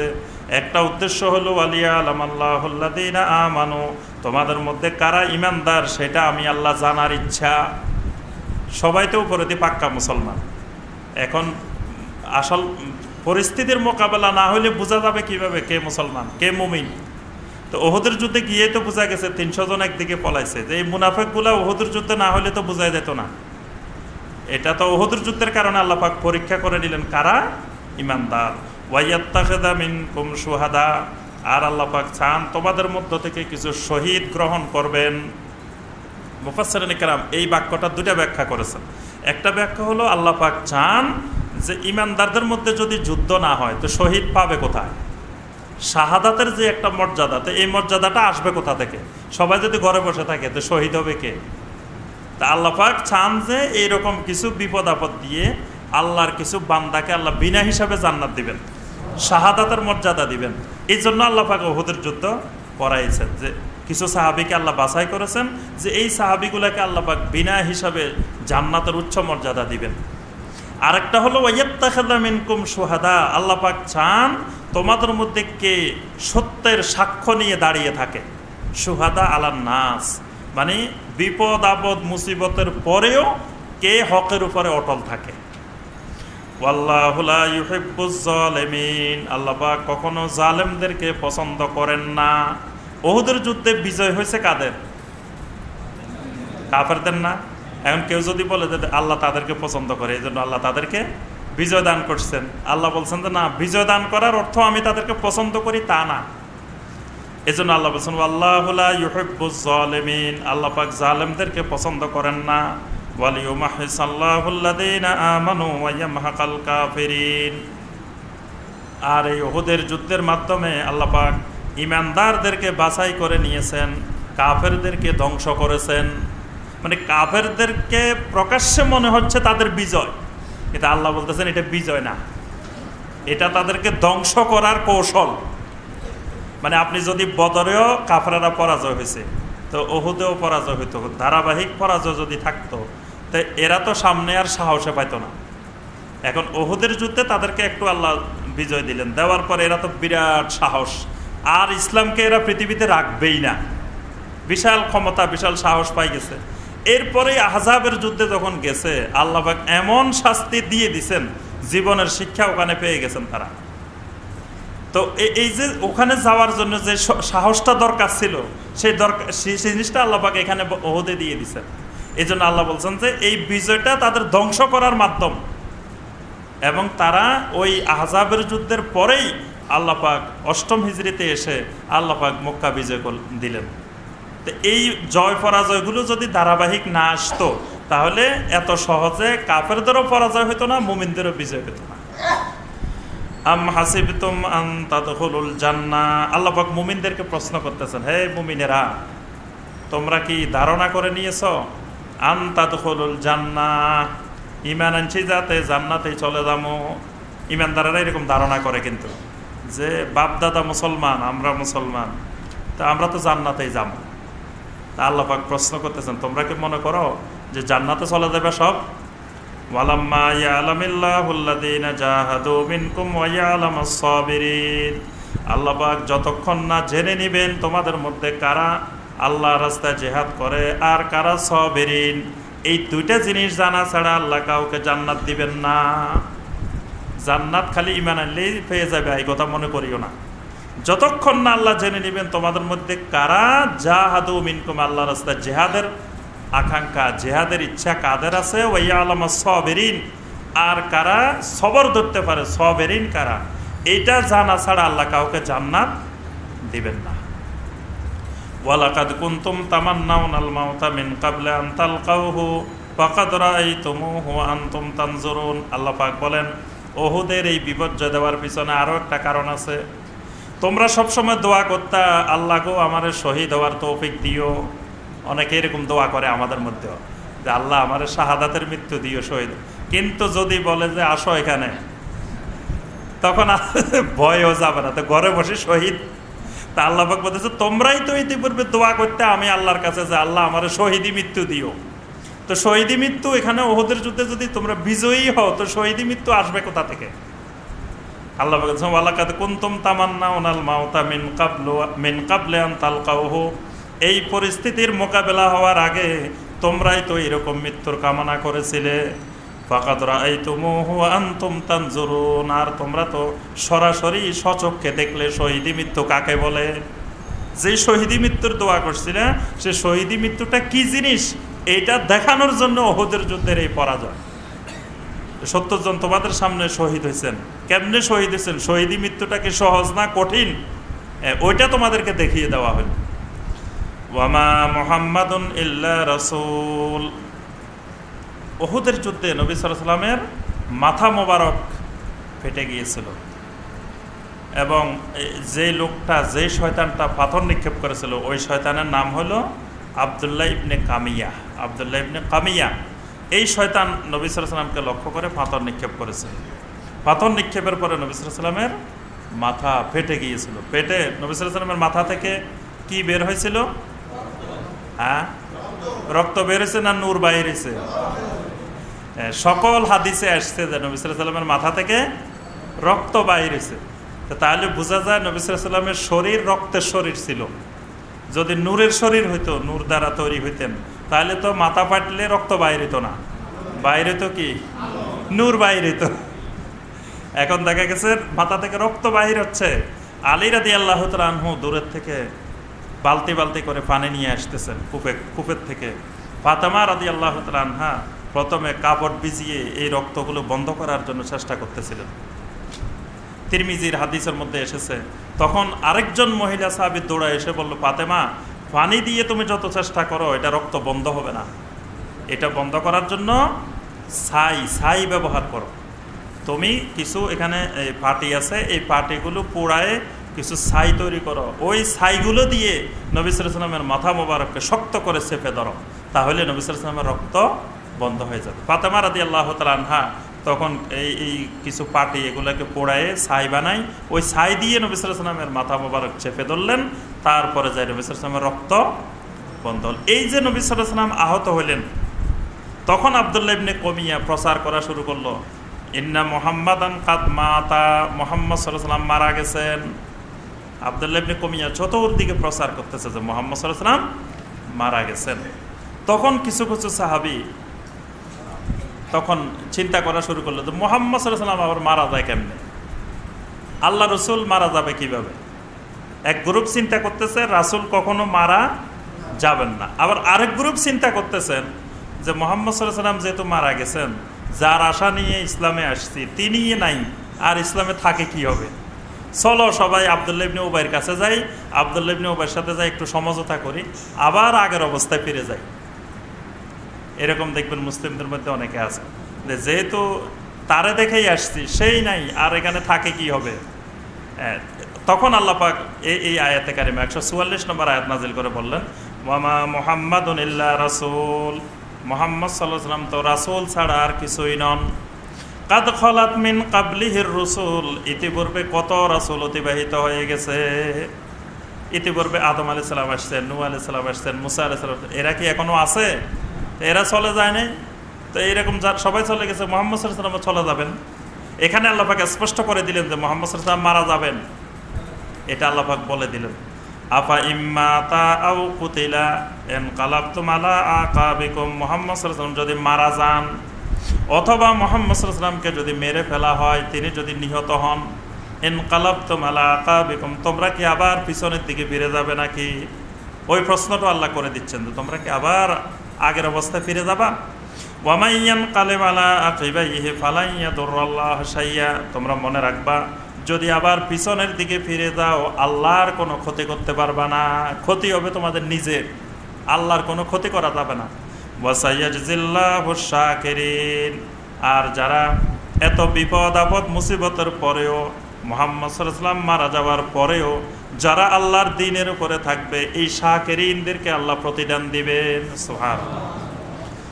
এই আয়াতে কারিমাটা আবু বকর রাদিয়াল্লাহু তাআলা আনহু নবী সাল্লাল্লাহু আলাইহি ওয়াসাল্লামের মৃত্যুর দলিল হিসাবে পেশ করেছিলেন। নবী সাল্লাল্লাহু আলাইহি ওয়াসাল্লামের যখন মৃত্যু হলো তখন ওমর রাদিয়াল্লাহু তাআলা আনহু বলতেছিলেন যে আল্লাহ রাসূল সাল্লাল্লাহু আলাইহি ওয়াসাল্লাম মারা যান নাই। কেউ যদি বলেন মুহাম্মদ সাল্লাল্লাহু আলাইহি ওয়াসাল্লাম মারা গেছেন তাহলে তার গর্দান কেটে দেওয়া হবে। আবু বকর রাদিয়াল্লাহু তাআলা আনহু আসলেন, এসে নবী সাল্লাল্লাহু আলাইহি ওয়াসাল্লামের চেহারা মোবারক উল্টায়ে নবী সাল্লাল্লাহু আলাইহি ওয়াসাল্লামের চেহারা মোবারকে একটা চুম্বন দিলেন। চুম্বন দিয়ে বললেন যে আল্লাহ পাক আপনার উপরে দুইবার মৃত্যু প্রয়োগ করবেন না, মানে মৃত্যু মানুষের জীবনে একবারই আসে, আর আল্লাহ আপনার মৃত্যু দান করেছেন। এরপর আবু বকর ঘর থেকে বের হলেন, বের হয়ে ঘোষণা দিলেন, শুনো ইন্না মুহাম্মাদান সাল্লাল্লাহু আলাইহি ওয়াসাল্লাম কাদ মাতা, মুহাম্মদ সাল্লাল্লাহু আলাইহি ওয়াসাল্লাম মারা গেছেন। দেখেন আবু বকর, আমাদের সমাজে আমরা মাঝে মাঝে কোনো কোনো ভাইকে বলতে শুনি যে রাসূল মারা যান নাই, রাসূল জীবিত। তা আবু বকরে তো সর্বপ্রথম ভুল করে ফেলছে। আবু বকরে ঘোষণা দিলেন যে ইন্না মুহাম্মাদান সাল্লাল্লাহু আলাইহি ওয়াসাল্লাম কাদ মাতা, মুহাম্মদ সাল্লাল্লাহু আলাইহি ওয়াসাল্লাম মারা গেছেন। তখন ওমর রাদিয়াল্লাহু তাআলা আনহু শুনতে রাজি না, উনি চুপও করেন না, বসেনও না। তখন আবু বকর রাদিয়াল্লাহু তাআলা আনহু দাঁড়িয়ে আয়াত তেলাওয়াত শুরু করে দিলেন। এই 144 নম্বর আয়াত তেলাওয়াত করলেন, ওয়ামা মুহাম্মাদুন ইল্লা রাসূল কাদ খালাত মিন ক্বাবলিহির রুসুল আফা ইম্মা তাও কুতিলান কালাবতুম আলা আকাবিকুম। এই আয়াতটা তেলাওয়াত করলেন। এই আয়াতটা দিয়ে আবু বকর রাদিয়াল্লাহু তাআলা আনহু বোঝাতে চাইলেন যে মুহাম্মদ সাল্লাল্লাহু আলাইহি ওয়াসাল্লাম যে মারা যাবেন এটা তো আল্লাহ পাক আগেই বলে দিয়েছেন। এর সাথে তিনি আরো কয়েকটা আয়াত তেলাওয়াত করছেন, ইন্নাকা মাইয়াতুন ওয়া ইন্নাহুম মাইয়াতুন। তারপর আরেকটা আয়াত তেলাওয়াত করছেন, আফাইম মিত্তা, যে আপনি যদি ইতিপূর্বে যারা ছিলেন তাদের কাউকে আমি স্থায়িত্ব দিই নাই, তাহলে আপনি যেখানে মারা যাবেন তারা কি স্থায়ী হবে? আফাইম মিত্তা ফাহুমুল খালিদুন, যেখানে আপনি মারা যাবেন তারা কি স্থায়ী হবে? এইরকম কয়েকটা আয়াত আবু বকর রাদিয়াল্লাহু তাআলা তেলাওয়াত করলেন। আর আবু বকর বললেন, শোনো যে যারা আল্লাহর ইবাদত করি তারা আমাদের আল্লাহ আগেও জীবিত, এখনো জীবিত। তিনি হাইয়ুল কাইয়ুম, তিনি কখনো মারা যাবেন না, সেই আল্লাহ আগেও ছিলেন, এখনো আছে। আর মুহাম্মদ সাল্লাল্লাহু আলাইহি ওয়াসাল্লামের আমরা ইবাদত করি না। মুহাম্মদ সাল্লাল্লাহু আলাইহি ওয়াসাল্লাম জীবিত থাকলেও কিছু না, মারা গেলেও কিছু না। মুহাম্মদ সাল্লাল্লাহু আলাইহি ওয়াসাল্লাম শুধু আমাদেরকে সিরাতুল মুস্তাকিম দেখাইছেন, তাওহীদ দেখাইছেন, সুন্নাহ দেখাইছেন, তো আল্লাহ পাক দ্বীন পরিপূর্ণ করে দিয়েছেন। মুহাম্মদ সাল্লাল্লাহু আলাইহি ওয়াসাল্লাম না থাকলেও কিয়ামত পর্যন্ত আল্লাহর দ্বীন থাকবে। এই সকল কথা আবু বকর রাদিয়াল্লাহু তাআলা আনহু বলতেছিলেন। তখন ওমর এগুলো শুনে চুপ করে গেলেন। আচ্ছা, মুহাম্মদ সাল্লাল্লাহু আলাইহি ওয়াসাল্লাম যদি মারা না যান তো জানাজা, দাফন কাফন এগুলো কি জীবিত মানুষের হয় না মৃত মানুষের হয়?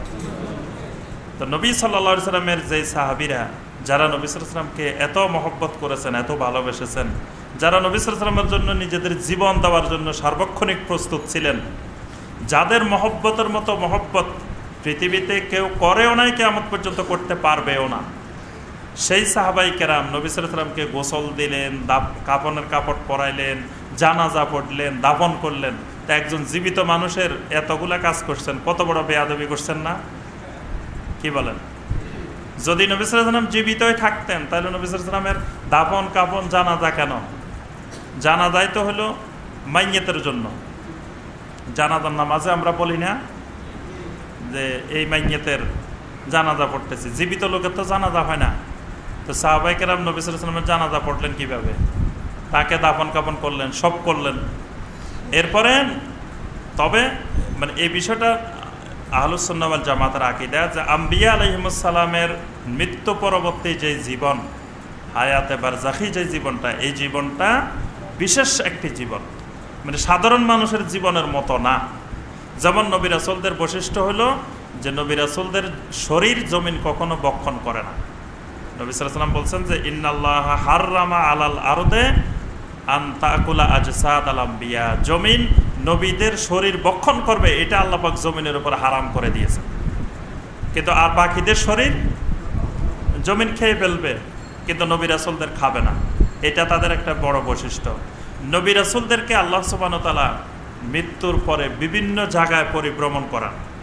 যেমন মেরাজের রাত্রিতে নবী রাসূলদেরকে আল্লাহ পাক মসজিদে আকসা নিয়ে আসছেন। প্রথম আকাশে, দ্বিতীয় আকাশে, তৃতীয় আকাশে নবী রাসূলদের সাথে আমাদের রাসূলের দেখা সাক্ষাৎ হয়েছে না? এইরকম বিশেষ কিছু হায়াত আছে, এটা হলো বারজাখী জীবনের হায়াত। তবে নবী রাসূলেরা সবাই অন্যান্য মানুষ যেরকম মৃত্যুবরণ করেন, তারাও এরকম সকলেই মৃত্যুবরণ করেছেন। তারা কেউ দুনিয়ার স্বাভাবিক যে জাগতিক জীবনের জীবিত, এরকম জীবিত কোনো নবী রাসূল পৃথিবীতে নেই। ওয়ামা কানা লিনাফসিন আন তামুতা ইল্লা বিইজনিল্লাহি কিতাবাম মুআজ্জালা। এখন উহুদের যুদ্ধে যে সাহাবীরা শহীদ হলেন, কতজন সাহাবী শহীদ হলেন? 70 জন সাহাবী। যারা হজ্জে বাইতুল্লাহ গিয়েছেন তারা এই 70 জন সাহাবীর কবর জিয়ারত করেছেন উহুদের ময়দানে। মদিনা থেকে মাত্র 4 কিলোমিটার পরেই এই উহুদের ময়দান, যেখানে হামজা রাদিয়াল্লাহু তাআলা আনহু সহ 70 জন শহীদ সাহাবীর কবর আছে।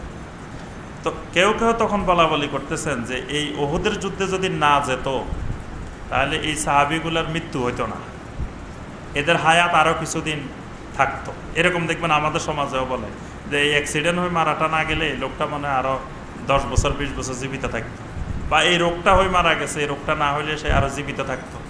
মানে অকাল মৃত্যু, যে লোকটার এখনো মৃত্যুর বয়স হয় নাই, যে লোকটা অকাল মৃত্যুবরণ করছে। তো কেউ কেউ এরকম চিন্তা করতেছিল যে উহুদের যুদ্ধে এই মানুষগুলা, এই সাহাবীগুলো শহীদ হয়ে গেলেন, এরা যদি ঘরে থাকতো এরা মারা যেত না। তা আল্লাহ পাক বলতেছেন ওয়ামা কানা লিনাফসিন আন তামুতা ইল্লা বিইজনিল্লাহ। কোনো মানুষ কখনো ইচ্ছা করলে মৃত্যুবরণ করতে পারে না, ইল্লা বিইজনিল্লাহ, আল্লাহর অনুমতি ছাড়া। আল্লাহর অনুমতি ছাড়া, আল্লাহর পারমিশন ছাড়া কোনো মানুষ মৃত্যুবরণ করতে পারে না। তাহলে আপনি ঘরে বসে থাকলেও মৃত্যু ওই টাইমেই আসতো, ওই উহুদের যুদ্ধে যাওয়ার পরেও মৃত্যুটা ওখানে ওই টাইমেই আসতো। মানে উহুদের যুদ্ধে না গেলেও মৃত্যুটা কিন্তু তার তখনই হইতো। এই জন্য আল্লাহ পাক বলছেন যে মানুষের মৃত্যু নিজে নিজে পারে না, নিজে ইচ্ছা করলে সে মারা যাবে, এটা সম্ভব না, ইল্লা বিইজনিল্লাহ, আল্লাহর অনুমতি ছাড়া। কিতাবাম মুআজ্জালা, কারণ তার মৃত্যুর সময় তো আল্লাহর পক্ষ থেকে নির্ধারিত আছে।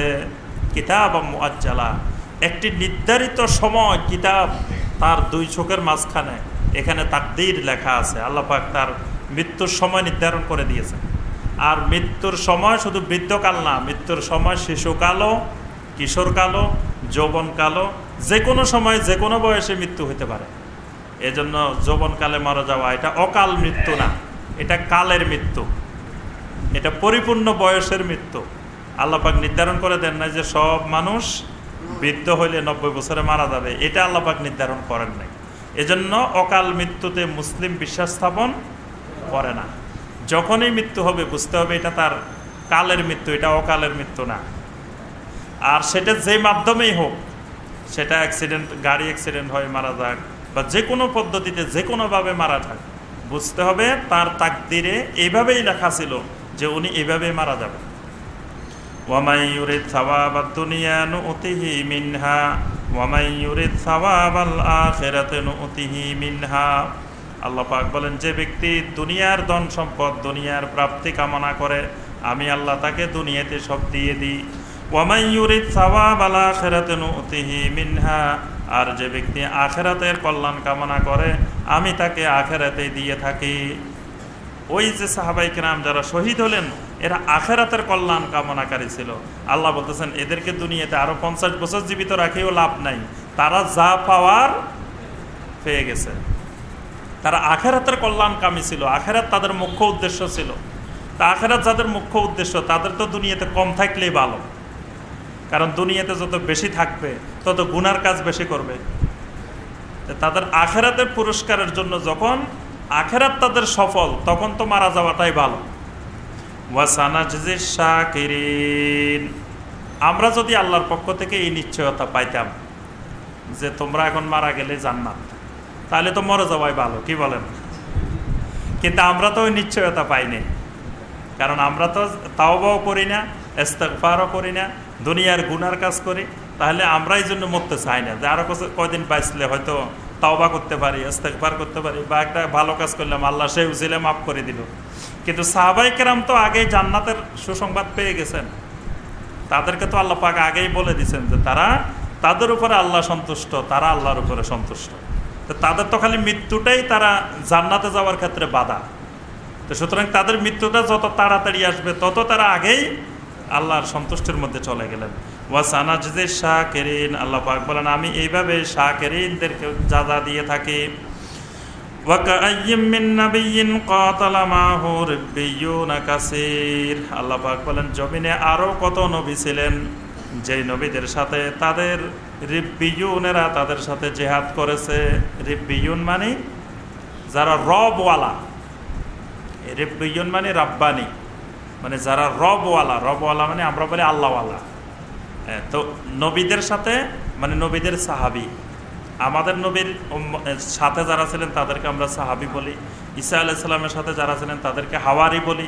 এরকম বিভিন্ন নবীর সাহাবিদের বিভিন্ন নাম আছে। তা আল্লাহ পাক সবগুলোরে একসাথে বলতেছেন যে এরা সবাই হলো রিব্বিয়ুন। তা আল্লাহ পাক বলেন কত নবীর সাথে কত রিব্বিয়ুন তারা আল্লাহর রাস্তায় জিহাদ করেছে। ফামা ওয়াহানু লিমা আসাবাহুম ফি সাবিলিল্লাহি ওয়া মা দাউফু ওয়া মাস্তাকানু, কত বিপদ আপদ তাদের উপরে এসেছিল, কিন্তু এই সকল বিপদ আপদে তারা কখনো মন মরা হয়নি, কখনো দুর্বলতা দেখায়নি, কখনো হতাশাগ্রস্ত হয়নি। আল্লাহু ইউহিব্বুস সাবিরিন, আল্লাহ পাক এই সাবিরিনদেরকে ভালোবাসেন, সাবিরিনদেরকে মহব্বত করেন। অর্থাৎ এই উহুদ যুদ্ধের পরে যদি তোমরা সবর ধারণ করো এই বিপদ আপদে, এদেরকে আল্লাহ পাক পছন্দ করেন। ওয়ামা কানা কাওলাহুম ইল্লা আন ক্বালু, আর ওই মুমিনেরা শুধু আল্লাহর কাছে এই ফরিয়াদি করতেন, রব্বানা গফির লানা দুনুবানা, রব্বুল আলামিন আমাদের গুনাহসমূহ আপনি মাফ করে দিন, ওয়া ইসরাফানা ফি আমরিনা, আমাদের কাজে কর্মে যে সীমালঙ্ঘন সেই সীমালঙ্ঘনগুলো মাফ করে দেন, ওয়া সাব্বিত আকদামানা, আর জিহাদের ময়দানে আমাদের কদমগুলোকে আপনি সাবেত রাখেন।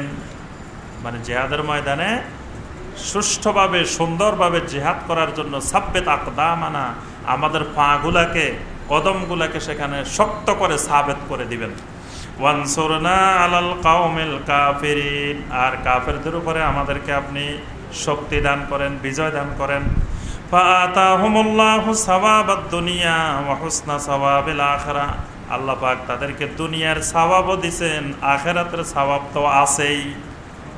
দুনিয়ার সওয়াবও দিবেন, আখিরাতের সওয়াবও দিবেন। দুনিয়ার সওয়াব কি? দুনিয়ার সওয়াব হলো আল্লাহ তাদেরকে বিজয় দান করছেন, বিজয় দান করার ফলে তারা গনিমতের মাল পাইছেন। তা আল্লাহ বলতেছেন এই মুমিনদেরকে আমি দুনিয়ার প্রতিদানও দিছি আর আখিরাতের প্রতিদান তো আছেই। ওয়াল্লাহু ইউহিব্বুল মুহসিনিন, আল্লাহ পাক এই সকল মুহসিনিনদেরকে মহব্বত করেন। ইয়া আইয়ুহাল্লাযীনা আমানু ইন তুতিউল্লাযীনা কাফারু ইয়ারুদ্দুকুম আলা আকাবিকুম ফাতানকালিবু খাসিরিন, হে ঈমানদারগণ, যদি তোমরা কাফেরদেরকে অনুসরণ করো, কাফেরদের আনুগত্য করো, তারা তোমাদেরকে পিছনের দিকে নিয়ে যাবে আর তোমরা এতে ক্ষতিগ্রস্ত হয়ে যাবে। অর্থাৎ কাফেরদের আনুগত্য করলে তোমরা ঈমান হারা হয়ে যাবে। বালিল্লাহু মাওলাকুম ওয়া হুয়া খায়রুন নাসিরিন, বরং আল্লাহ হলেন তোমাদের মাওলা। বালিল্লাহু মাওলাকুম, আল্লাহ হলেন তোমাদের মনিব মাওলা। ওয়া হুয়া খায়রুন নাসিরিন, তিনি হলেন উত্তম সাহায্যকারী। সানুলকি ফি কুলুবিল্লাযীনা কাফারুর রুবা, অতি শীঘ্রই আমি কাফেরদের অন্তরে ভয়ভীতি তৈরি করে দিব।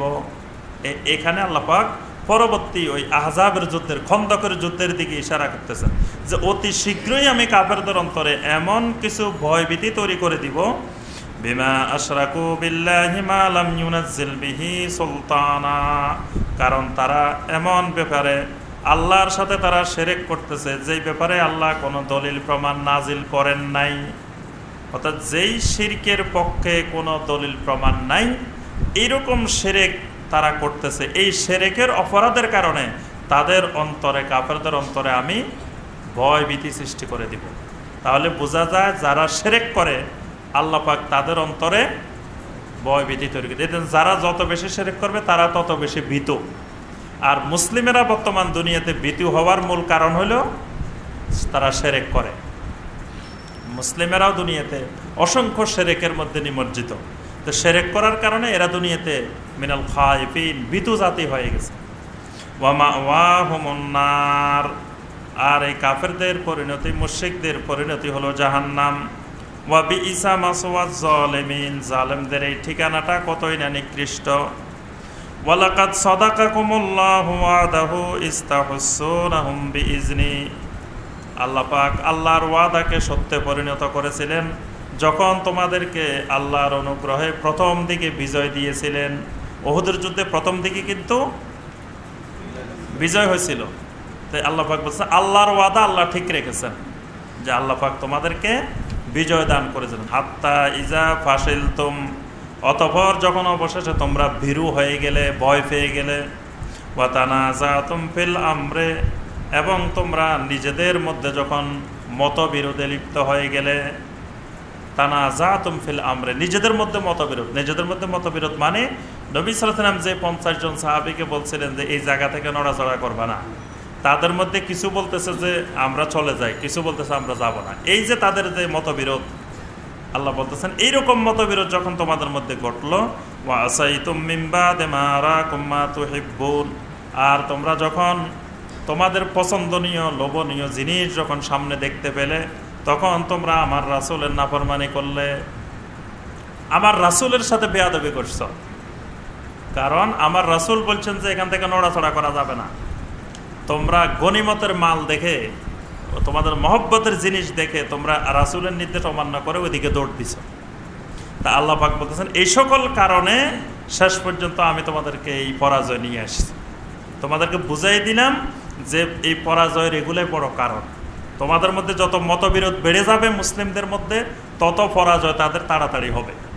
যত ইখতিলাফ বেড়ে যাবে, মতবিরোধ বেড়ে যাবে, একজন আরেকজনের সাথে ঝগড়া ঝাঁটি ফাসাদ বেড়ে যাবে, তারপরে নবী সাল্লাল্লাহু আলাইহি ওয়াসাল্লামের সুন্নত থেকে দূরে সরে যাবে।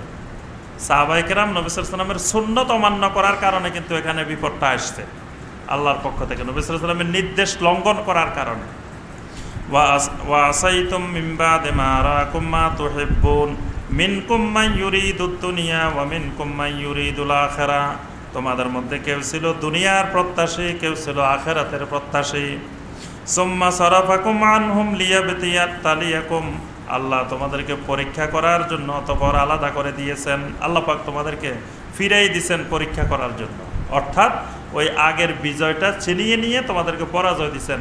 আল্লাহ পরীক্ষা করতে চান কারা আখিরাতের প্রত্যাশী, কারা দুনিয়ার প্রত্যাশী। ওয়ালাকাদ আফা আনকুম, তবে শুনো যা কিছু উহুদের ময়দানে হয়ে গেছে আমি আল্লাহ তোমাদের সবাইকে ক্ষমা করে দিলাম। সুবহানাল্লাহ। উহুদের ময়দানে যে 50 জন মধ্যে যারা চলে গেছে এরা তো বিরাট গুনার কাজ করছে। আল্লাহ বলছেন ওয়ালাকাদ আফা আনকুম, আমি তোমাদেরকে ক্ষমা করে দিলাম। ওয়াল্লাহু যু ফাদলিন আলাল মুমিনিন, আল্লাহ পাক মুমিনদের উপরে বড় ধরনের অনুগ্রহশীল। সুবহানাল্লাহ। মুমিনদেরকে ক্ষমা করা এটা আল্লাহর বিরাট অনুগ্রহ, আল্লাহর বিরাট রহমত। আল্লাহ পাক আমাদের সবাইকে কোরআনে কারিমের এই আয়াতগুলোর আলোকে আমল করার তৌফিক দান করুন। আল্লাহ পাক আমাদের সবাইকে সাবিরিন সাদিকিন হওয়ার তৌফিক দান করুন। আল্লাহ পাক আমাদের ঈমানকে তাওহীদ ভিত্তিক শিরক মুক্ত ঈমান আল্লাহ পাক আমাদের সবাইকে নসিব করুন। আমিন ইয়া রাব্বাল আলামিন। সুবহানাকা আল্লাহুম্মা বিহামদিকা আশহাদু আল্লা ইলাহা ইল্লা আনতা আস্তাগফিরুকা ওয়া আতুবু ইলাইক। জুমার খুতবা এবং তাফসিরের উপরে কোনো জরুরি প্রশ্ন থাকলে আমরা 2-1টা প্রশ্নের উত্তর দিয়ে ইনশাআল্লাহ সালাত আদায় করব। এই কোনো ভাইয়ের কোনো জানার কোনো বিষয় আছে কিনা থাকলে বলেন।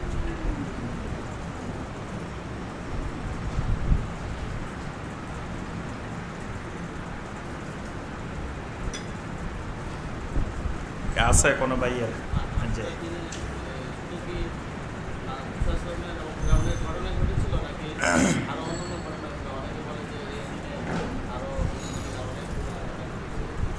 আলহামদুলিল্লাহ, আমাদের ভাই একটি গুরুত্বপূর্ণ প্রশ্ন করেছেন যে আজকে হলো যুলহিজ্জা মাসের কয় তারিখ বলেন তো?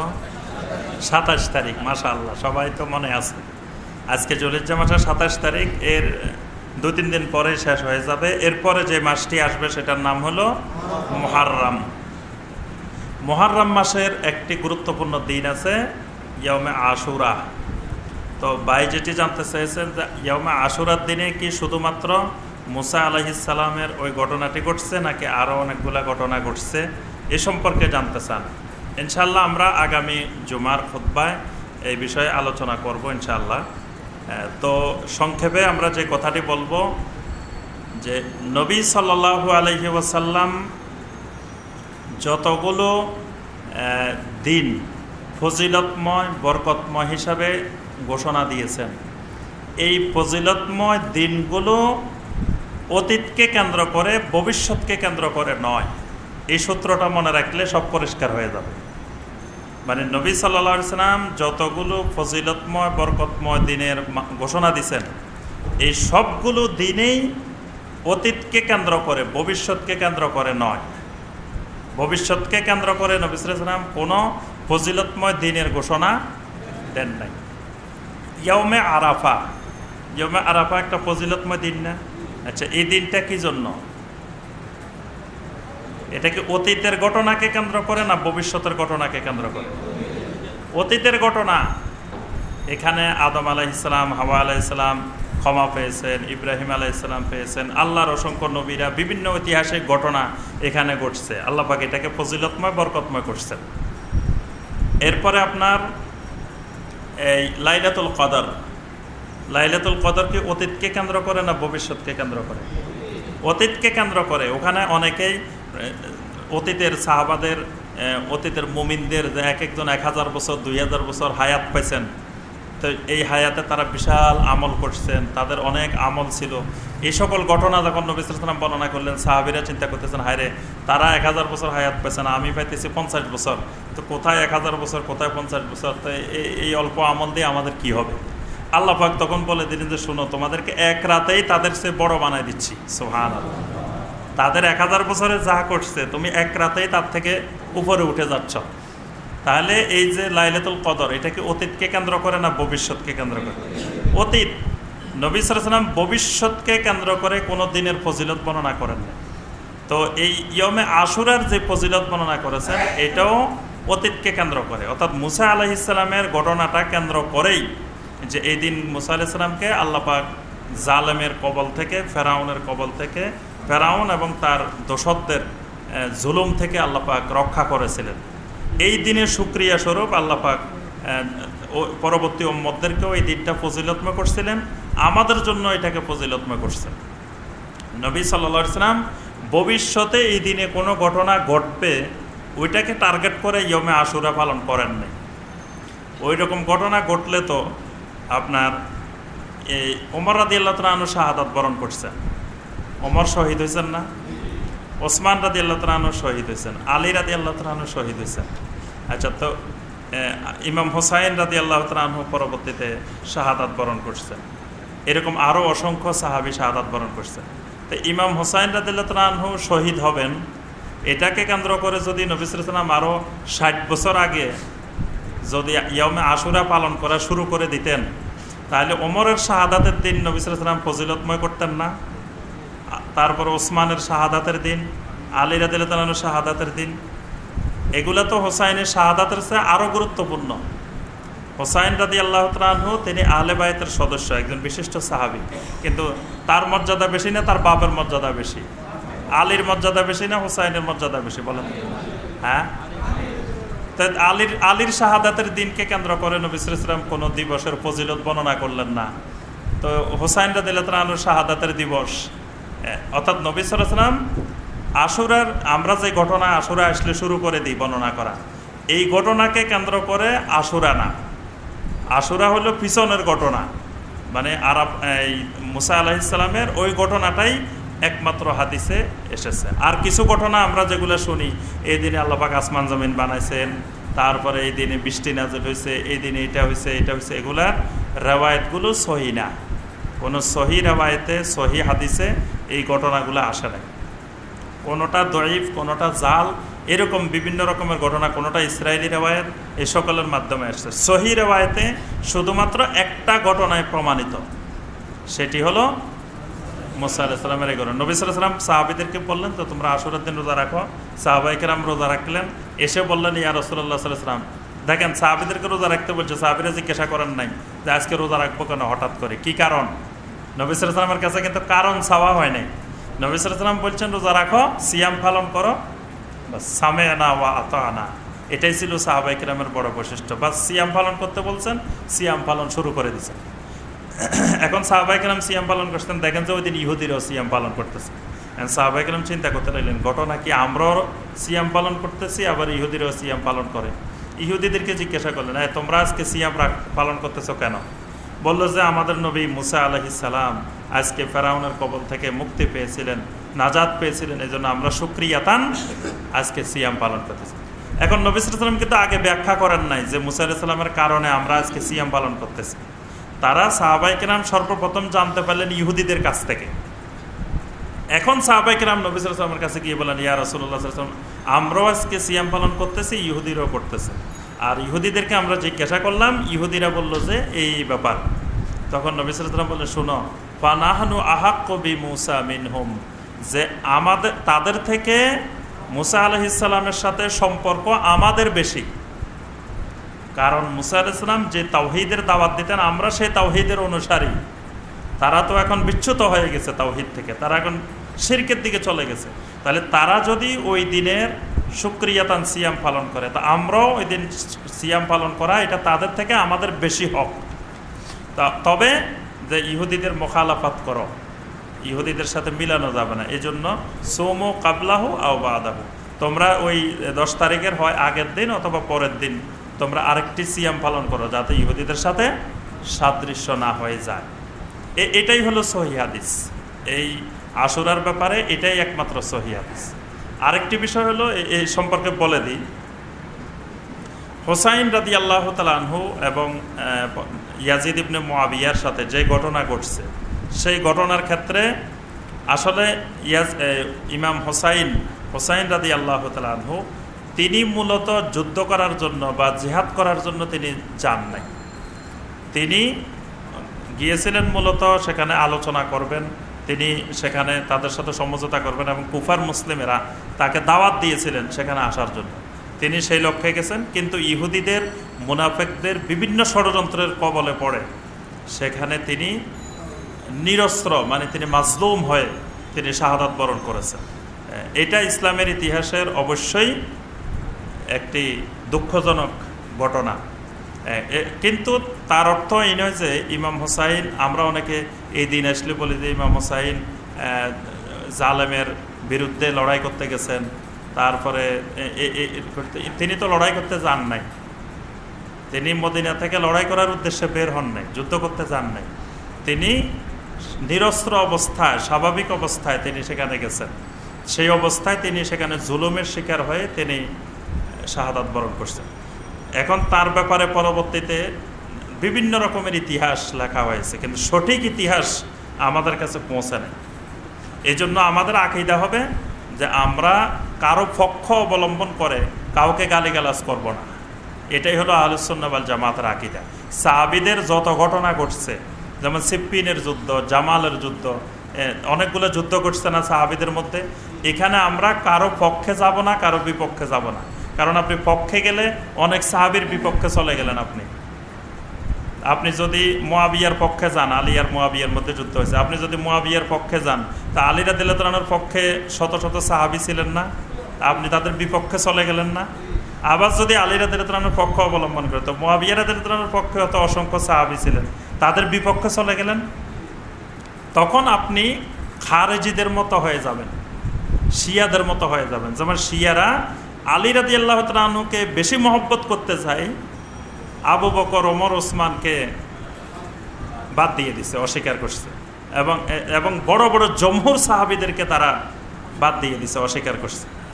আবার খারেজিরা অসংখ্য বড় বড় সাহাবীকে তারা অস্বীকার করছে, গালিগালাজ করছে। কিন্তু আমরা আহলুস সুন্নাহ ওয়াল জামাত সকল সাহাবীকে আমরা সম্মান করি।